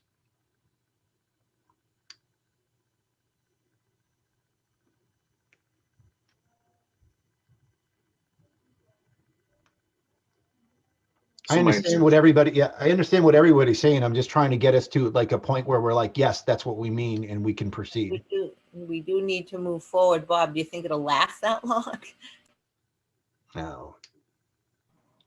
Mr. No, Chairman, yeah. Mr. Chairman, just to move stuff along, I would vote to authorize Adam to come up with a financial thing to make that repair and get that loader fixed. And then once that is fixed, and I don't want to add to the confusion, but I would be in favor of in the fall, sending that thing down the road, getting an increased trade-in value for it, and going for a new Caterpillar loader. But for now, for this, what's in front of us, instruct Adam to pursue the repair through a combination of things, the reserve fund, talk to the advisory and see what they think, and how much would be available, depending on what he's going to ask them for. And we have to keep in mind that some things Adam might ask for, they might vote down.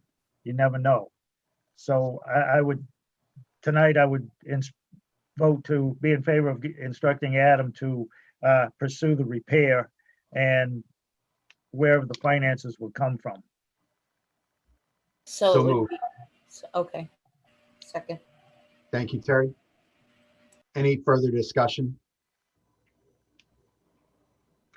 And part of that, Jeff, is for Adam to approach the advisory committee, correct? Yes, I mean, to get at least some of that money from the reserve fund, which is the intent of that fund, really. I mean, this is unexpected. It's emergency fund. It's an expensive piece of equipment. We need funding to replace it. Like Bob said, you keep using it, it's just going to get, messed up more. Pretty soon it's not going to drive. Okay. Polly, do you need any help cleaning up the language on the motion? Yeah, if Jeff could email me, but that would be great. Can I give it a shot?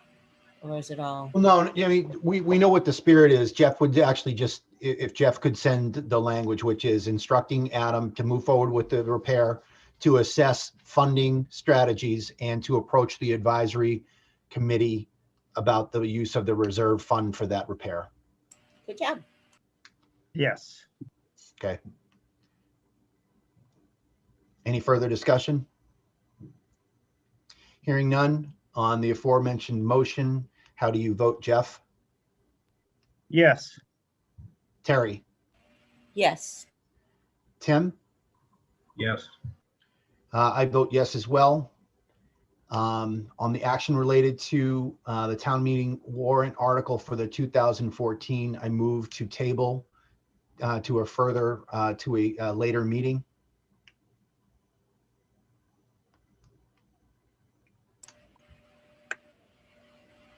Second.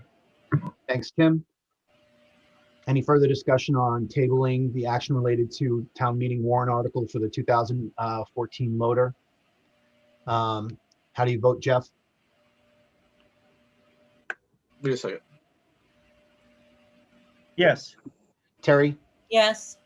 Tim? Yes. I vote yes. Adam, that's just tabling that. You've got your marching orders in that first motion. I just wanted to be able to give us something to address the action related to. Well, I'm just thinking if I'm doing that option, I'm still gonna have to go to town meeting. I understand, but you're going to come when you come back with what your report is. We'll take a vote on how we're moving forward. So I just tabled it until the next time we meet. You say, "Hey, good news! They're going to pay for everything." Great. Well, then I don't have to go to town meeting to ask for free cash use. Or you can say, "They told us to go pound sand," and we open up that action related to use free cash for the repair. But right now we've got the strategy as Jeff laid out that motion. Does that make sense, Adam? It makes sense to me. Well, I'm just, because the advisory doesn't have the funds to cover all of it, so I'm still gonna have to go to town meeting. So I guess I'm confused as to why it was tabled. I'm trying to, Okay, Adam. One thing, I know you can't get all of it from advisory, but we have 2 funds from special articles for vehicle maintenance, ordinary expenses or something. It's in, it's listed under special articles. There's 2 of them, which is a funding source that you could pay for, use to cover part of the expense without going to town meeting. Adam, you got to take what you got tonight. You got a little bit of work that the board's given you, and we're ready to stand ready with that other action. But I'm not going to talk through this any evening based on the feedback that I'm getting from the board. You're not going to get that action related to the use of free cash tonight. We're moving on in the agenda. Next item is action related to designating primary and alternate members for joint purchasing group. Mr. Lamontagne. the joint purchasing agreement was signed. We're going out to the marketplace for health insurance, and we need to have a primary and alternate member for this joint purchasing agreement. So that's why it's there tonight.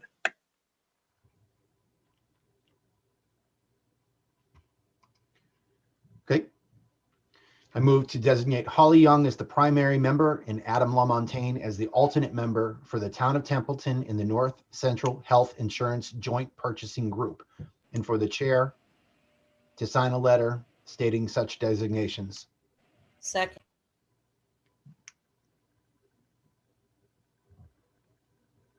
Kind of the next, we have a motion and a second, kind of the next step in this whole joint purchasing group. Any questions for Adam on that? Okay, hearing none on the action, or I'm sorry, on the motion designating Holly Young and Adam Lamontagne for the primary and alternate members for the joint purchasing group. How do you vote, Jeff? Yes. Terry? Yes. Tim? Yes. And I vote yes as well. Thank you, everyone. Okay, that is the end of the new business this evening. Going to old business. I did move the Sugar Grove host community agreement up, so we've already taken care of that. Congratulations to Sugar Grove. Last item for business this evening under old business is action related to the amendment number 8 to financial management policy.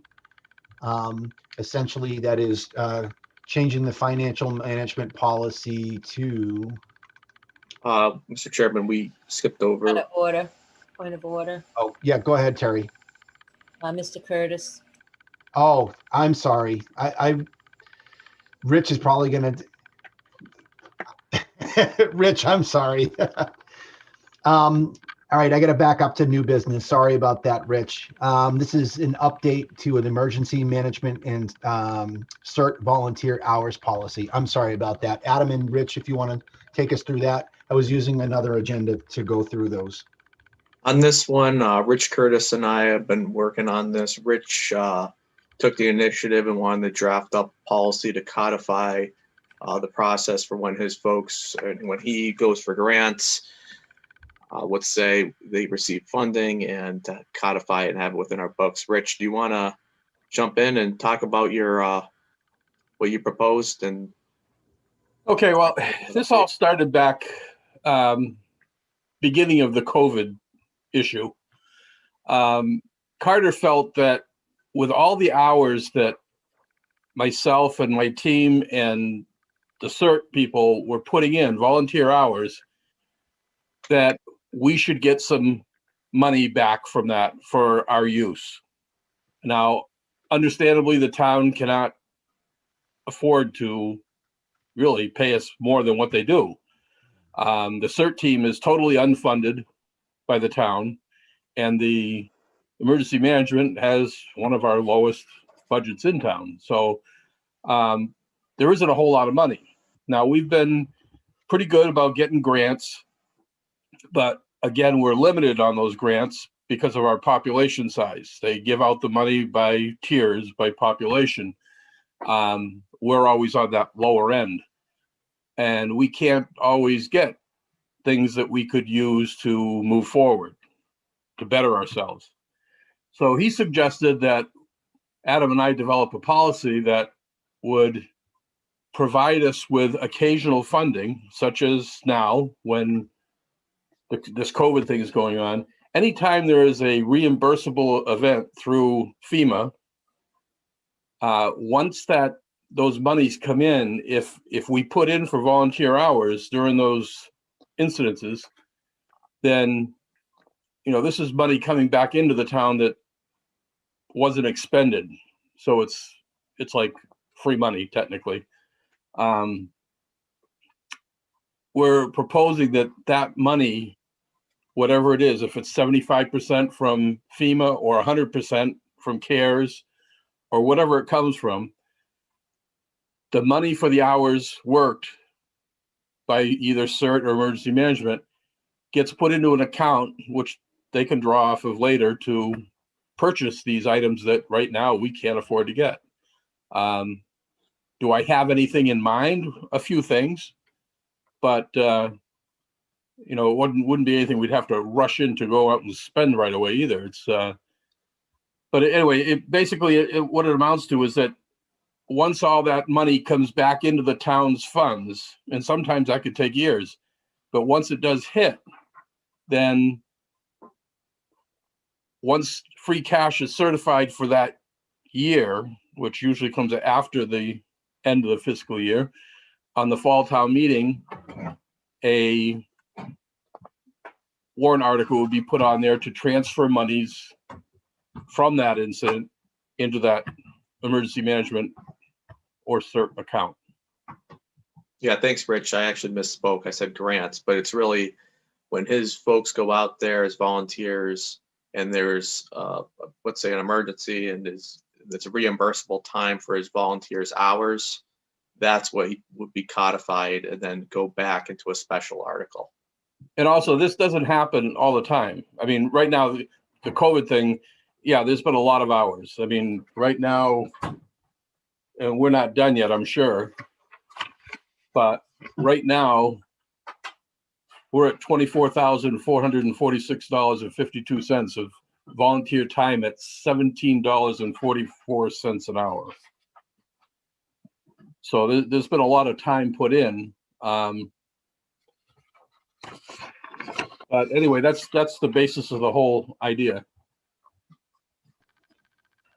If I could rehash, Rich, so based on the volunteer hour rate that we report, ultimately that gets figured into a reimbursement figure that we get back years later. I know that anecdotally, we just got something from like a storm 6 years ago or even longer.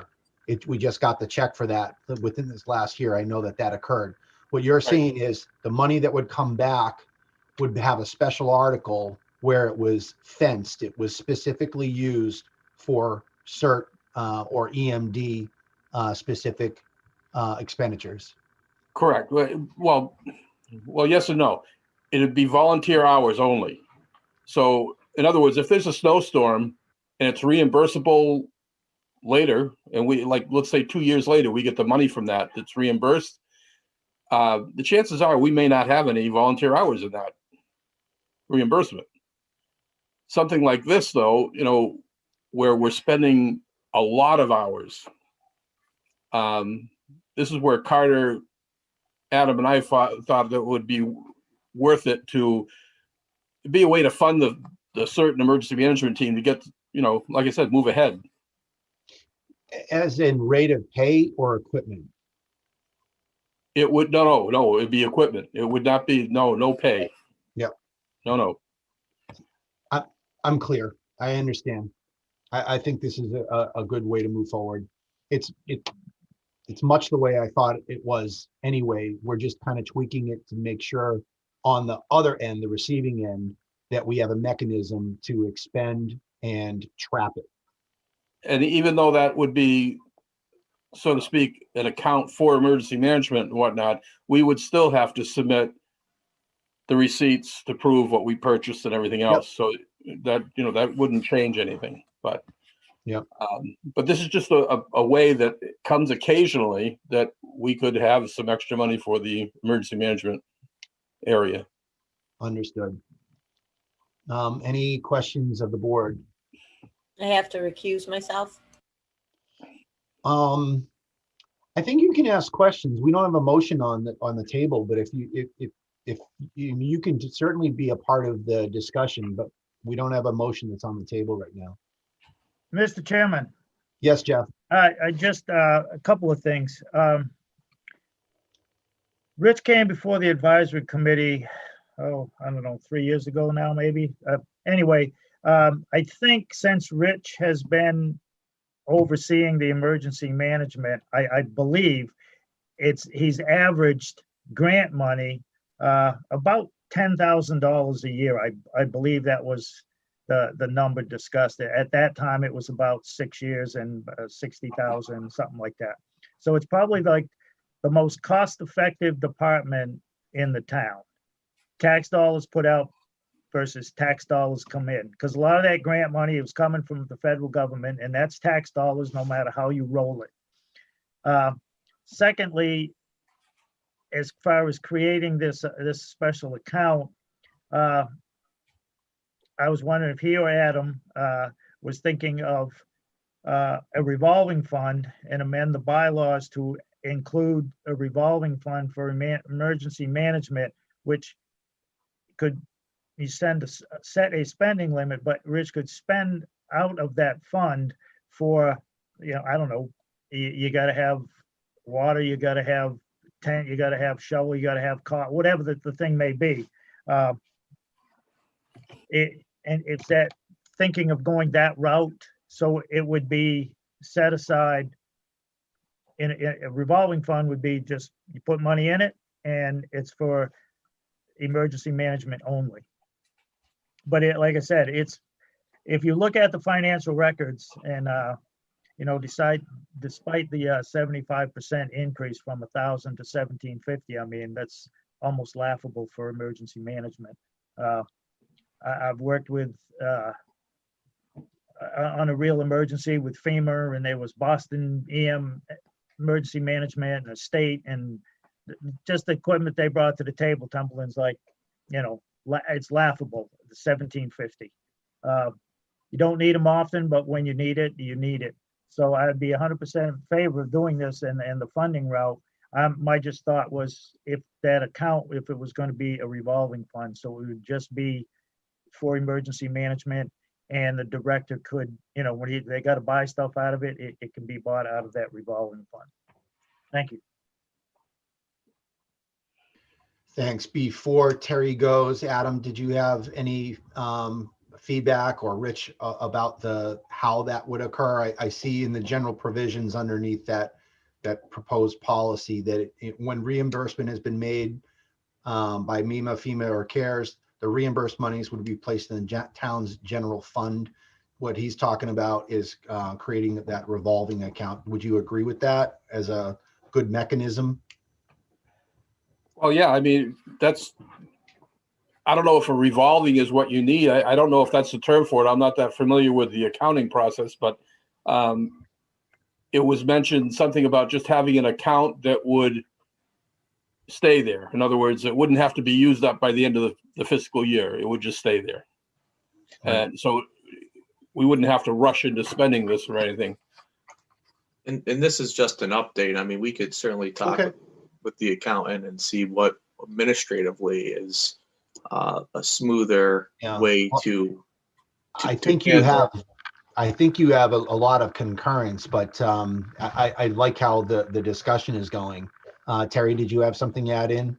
Yeah, to Selectman Bennett's point about MEMA and equipment, Mr. Curtis has access to all the equipment in the state if we need it, because he's founded this Cert organization. So it's really a benefit to the town. There was right in my own backyard, there was the pond overflowed, and we happened to have a giant pumper from Eastham down at the Cape to pump the water from one side of the road to the other. And, you know, so it's things like that. I don't know if that was when Stone Bridge happened. It was down at Stone Bridge, but things like that are so valuable to our community, and we share what we have with other communities as well. Am I right, Rich? Yes, that's correct.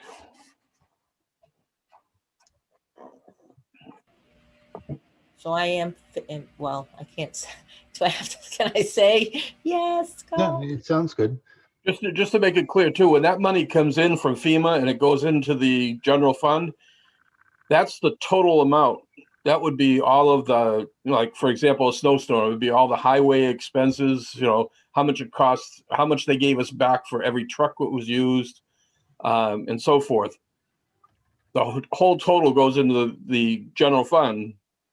And then after it would become the free cash was certified for that fiscal year, then it would be brought up at the next fall meeting to be transferred over. Just the amount of monies that the volunteer hours. Well, like Adam was saying, this is meant to be an update. So I think the prescription for it, everybody is pretty much online.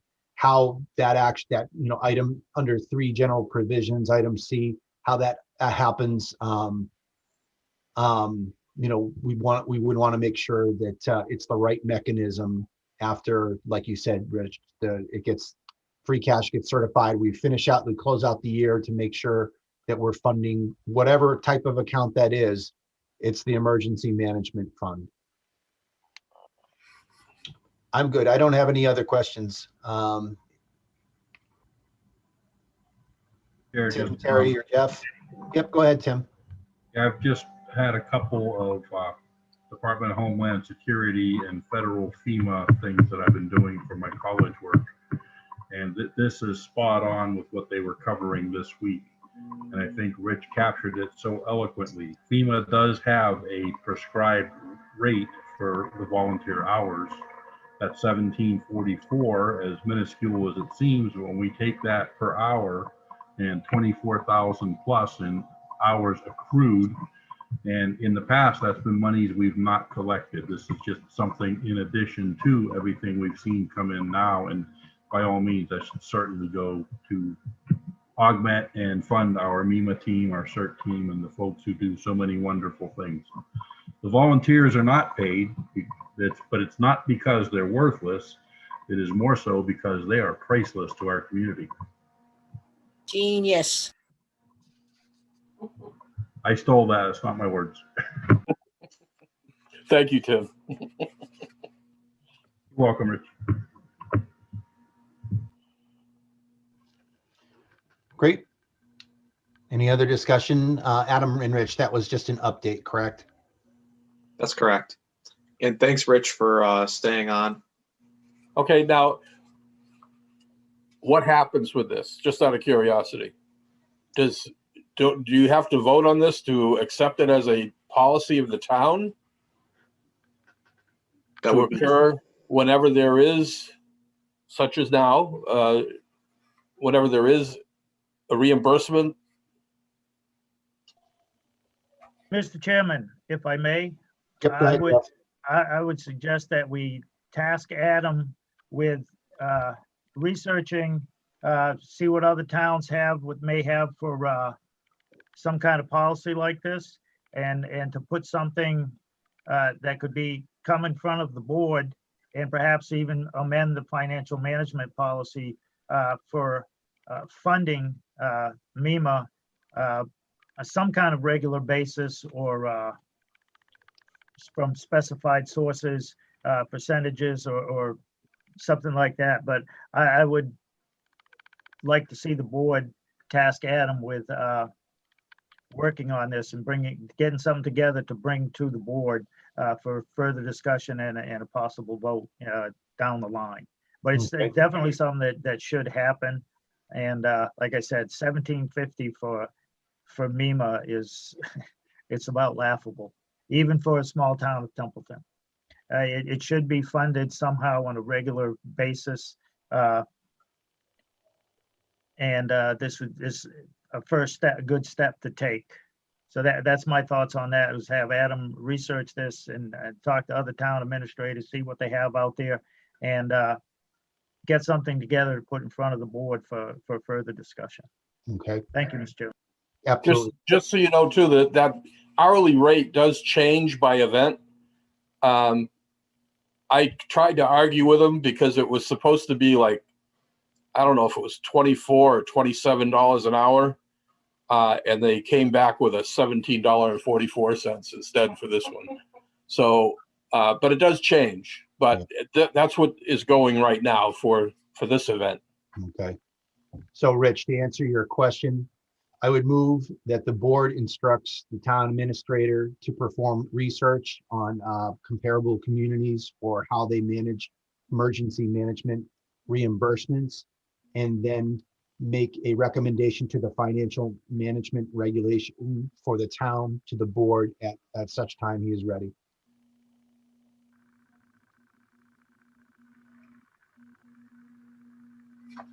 If that's a motion, I would second it. If you're looking for so moved, I'll do either one. Yeah, that was a motion. Thank you for the second. Second.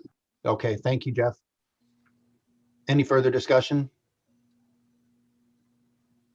Mr. Chairman, Yep, go ahead, Tim.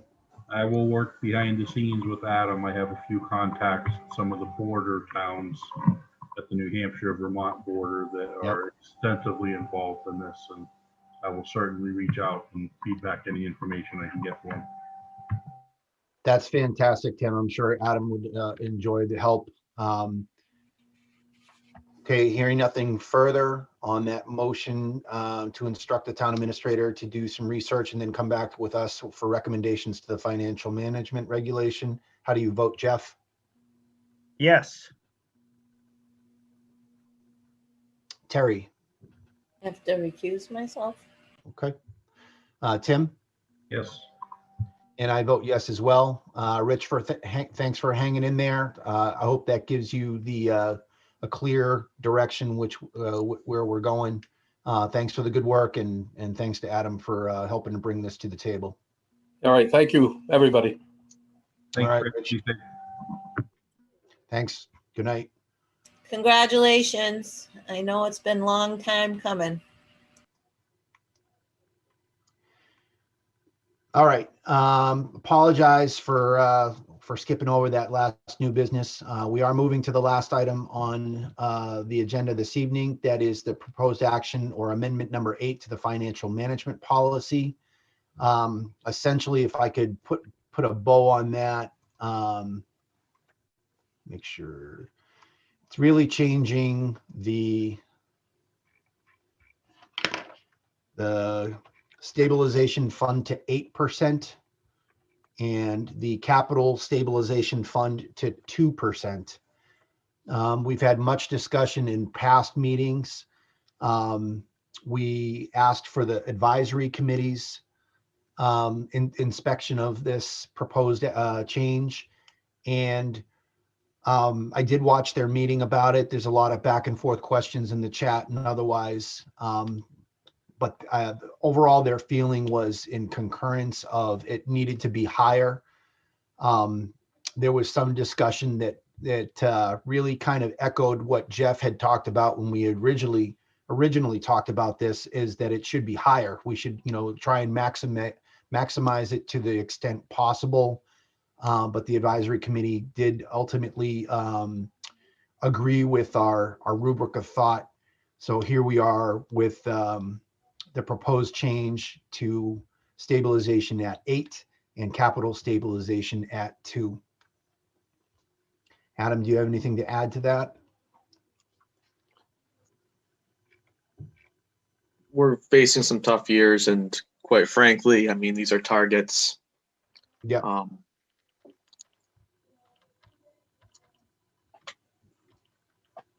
right, thanks, Adam. So how does the board feel this evening? Do you want to have any discussion, or is someone ready to make a motion to approve that change that would change those target rates?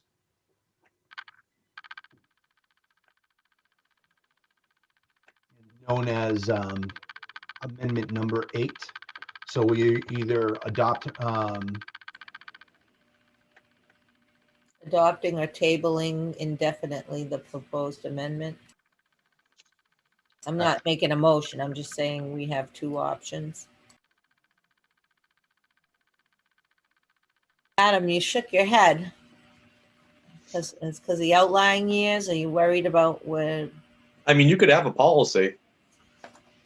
Achieving it and having it. Thanks. So, I mean, I'm just, hey, that's just my thoughts on it. I'll open I it. believe it's a good thing if it could be met. I think it's going to take some time, but I think we should. I think the intent of it is a good thing. Well, I'm going to move to approve Amendment 8 to financial management policies and for the board to sign the updated policies. I have a motion. Do I have a second? Second. Thank you, Tim. I've got a motion and a second. Any further discussion to approving Amendment 8 to the financial management policies? Hearing nothing further on the proposed or on the motion to approve amendment number 8 as presented to the financial management policies and for the board to sign the updated policies, how do you vote, Jeff? Well, it's a good target, so yes. Thank you, Jeff. Terry? Yes. Tim? Yes. And I vote yes as well. Thank you for the unanimous vote. Upward, upward, upward. All right, folks, that is the end of our formal agenda this evening. The town administrator has informed me that we do not require an executive session this evening. So I will, at this point at 8:59 p.m., I will entertain board member and staff comments. Is there any? I have a couple just to do some updates, but if anyone would like to go first, I'd certainly, I talk too much in these meetings anyway, so I'd like to hear from you. Mr. Chairman, if I may. Absolutely, Jeff, go ahead. And this is probably nitpicking and stuff, but I believe it's important. Looking at the boards and committees on the town's website, not all of them are listed under boards and committees. Also, the posting of agendas, some are incomplete and don't meet the requirements spelled out by the open meeting law. One such one is the Templeton Elementary School Building Committee, which was created by Templeton Town Meeting. It's not a school entity committee. It's a committee of the town of Templeton, created by Town of Templeton Town Meeting. So it really needs to meet the criteria spelled out in the open meeting law. And perhaps this is a time, as Adam's job is the ethics liaison and ensuring people receive a copy of the open meeting law. They sign that form and it says that you have a copy of the open meeting law, you understand it, and you will agree to keep up with changes and so forth.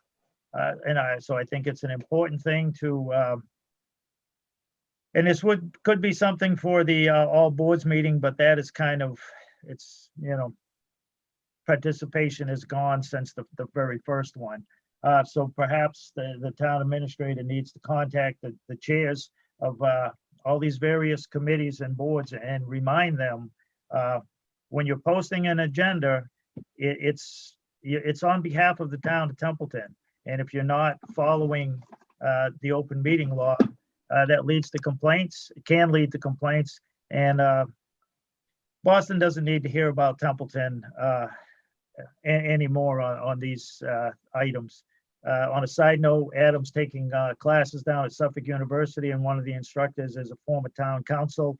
And when he introduced himself in the conversation, I was talking to Adam about something, he brought this up. In a conversation with this person, said, oh, yeah, I spent some time in Templeton and became very familiar with the ethics and the Ethics Commission. And that's not a good thing to be pointed out. So I would just suggest that anybody who's watching this or chairmen of these boards and committees, that's your big responsibility, is putting together an agenda and ensuring that it has all of the requirements of the open meeting law when it's posted on the Templeton Town website. It's maybe, some people may say that's nitpicky. Oh, it's not a big deal. It is a big deal. And it will be a big deal if residents see it and start pointing it out, and if necessary, file complaints. We don't need that to happen because it's right there in a guide. You can print out a page and it has a checklist of all the things that should be on an agenda, including what should be under new business, old business, and things like that. I just happen to think that's an important thing to be done. That's all I have. Thank you, Mr. Chairman. Absolutely, Jeff. Thank you. Yeah, I think that we had received some community comments on that. So thank you for bringing that up. Tim or Terry? Just real quick, I know Adam kind of frowned there on our approval to the amendment to the financial policy. I look at this from a strategic planning perspective. If we don't set goals and objectives, we really don't know where we're going. And yeah, we have out years ahead of us that are so unpredictable. We may or may not meet that goal or objective, but at least if we know what our vector is, we can look at it at the time and say what happened and how can we improve for the following fiscal year. Just a thought. Right. I definitely don't remember writing into his contract, this will be easy. You got him to smile though. Terry, you have anything this evening? I think I'm pretty good. Congratulations, Tim, on your swearing in on the Templeton Elementary School Building Committee. Thank you. I believe you did as well. Great. Thank you. Let's see. I just had a couple of things. Jeff actually hit one of them that I was going to talk about. We did get a request for a meeting from Jason Arsenault, who is the proprietor for the Thirsty Turtle. He asked for a meeting to go over some of the restrictions that he had, the back door, and I'm working with the public safety team about his desire to have a second egress. And we talked about the necessity to follow through on the observations and risk mitigation plan based on events that had happened there in years past. But I just wanted to pass that on, that we were working on that with him. One of the items that he asked about that was a concern to him and other similar businesses in town was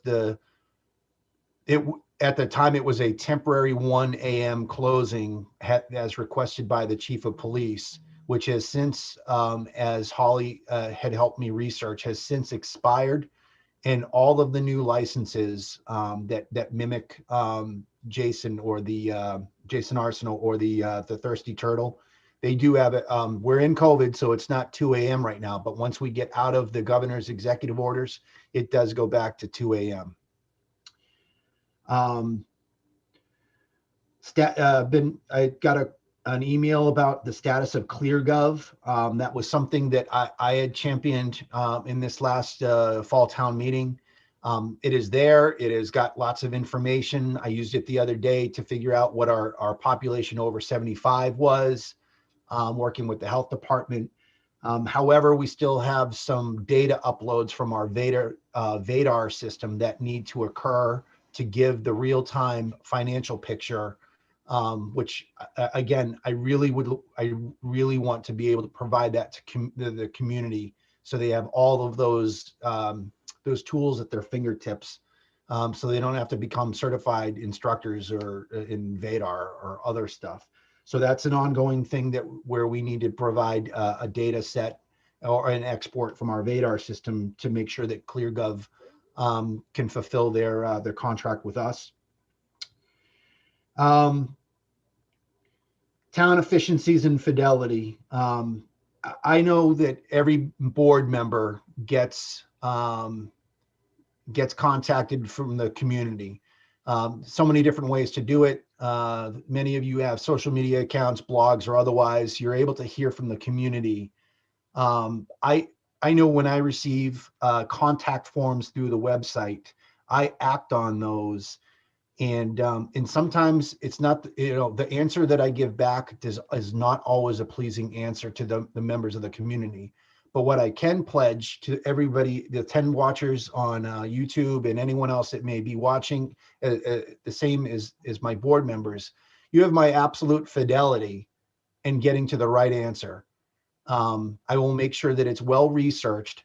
Sometimes it's bad news or not the news that you want, but it will be well researched, and you can rest assured that your interests are in my heart, and I deal with everybody equally. We cannot take sides, and I would not do that. But I want to make sure that that I'm saying that publicly, that if you do have a concern, your board will listen to you and do what it can to resolve that inconsistency that you think may be there. Last item. Last time we did our appointments, we had a little bit of a misunderstanding about what our bylaws say, what our policies say. I can report back that a key thing to think of when we think about our bylaws, if it doesn't say something in the bylaws specifically identifying, hey, this is how we do reappointments. We do have the Chapter 59, Article 1, 59-1 that gives the Board of Selectmen the power to set policy where the bylaws do not address something. And in the case of the appointments from last time, that was within our purview, and you'd be happy to know that our select board policies and procedures did outline how the town administrator needs to come to us for reappointments.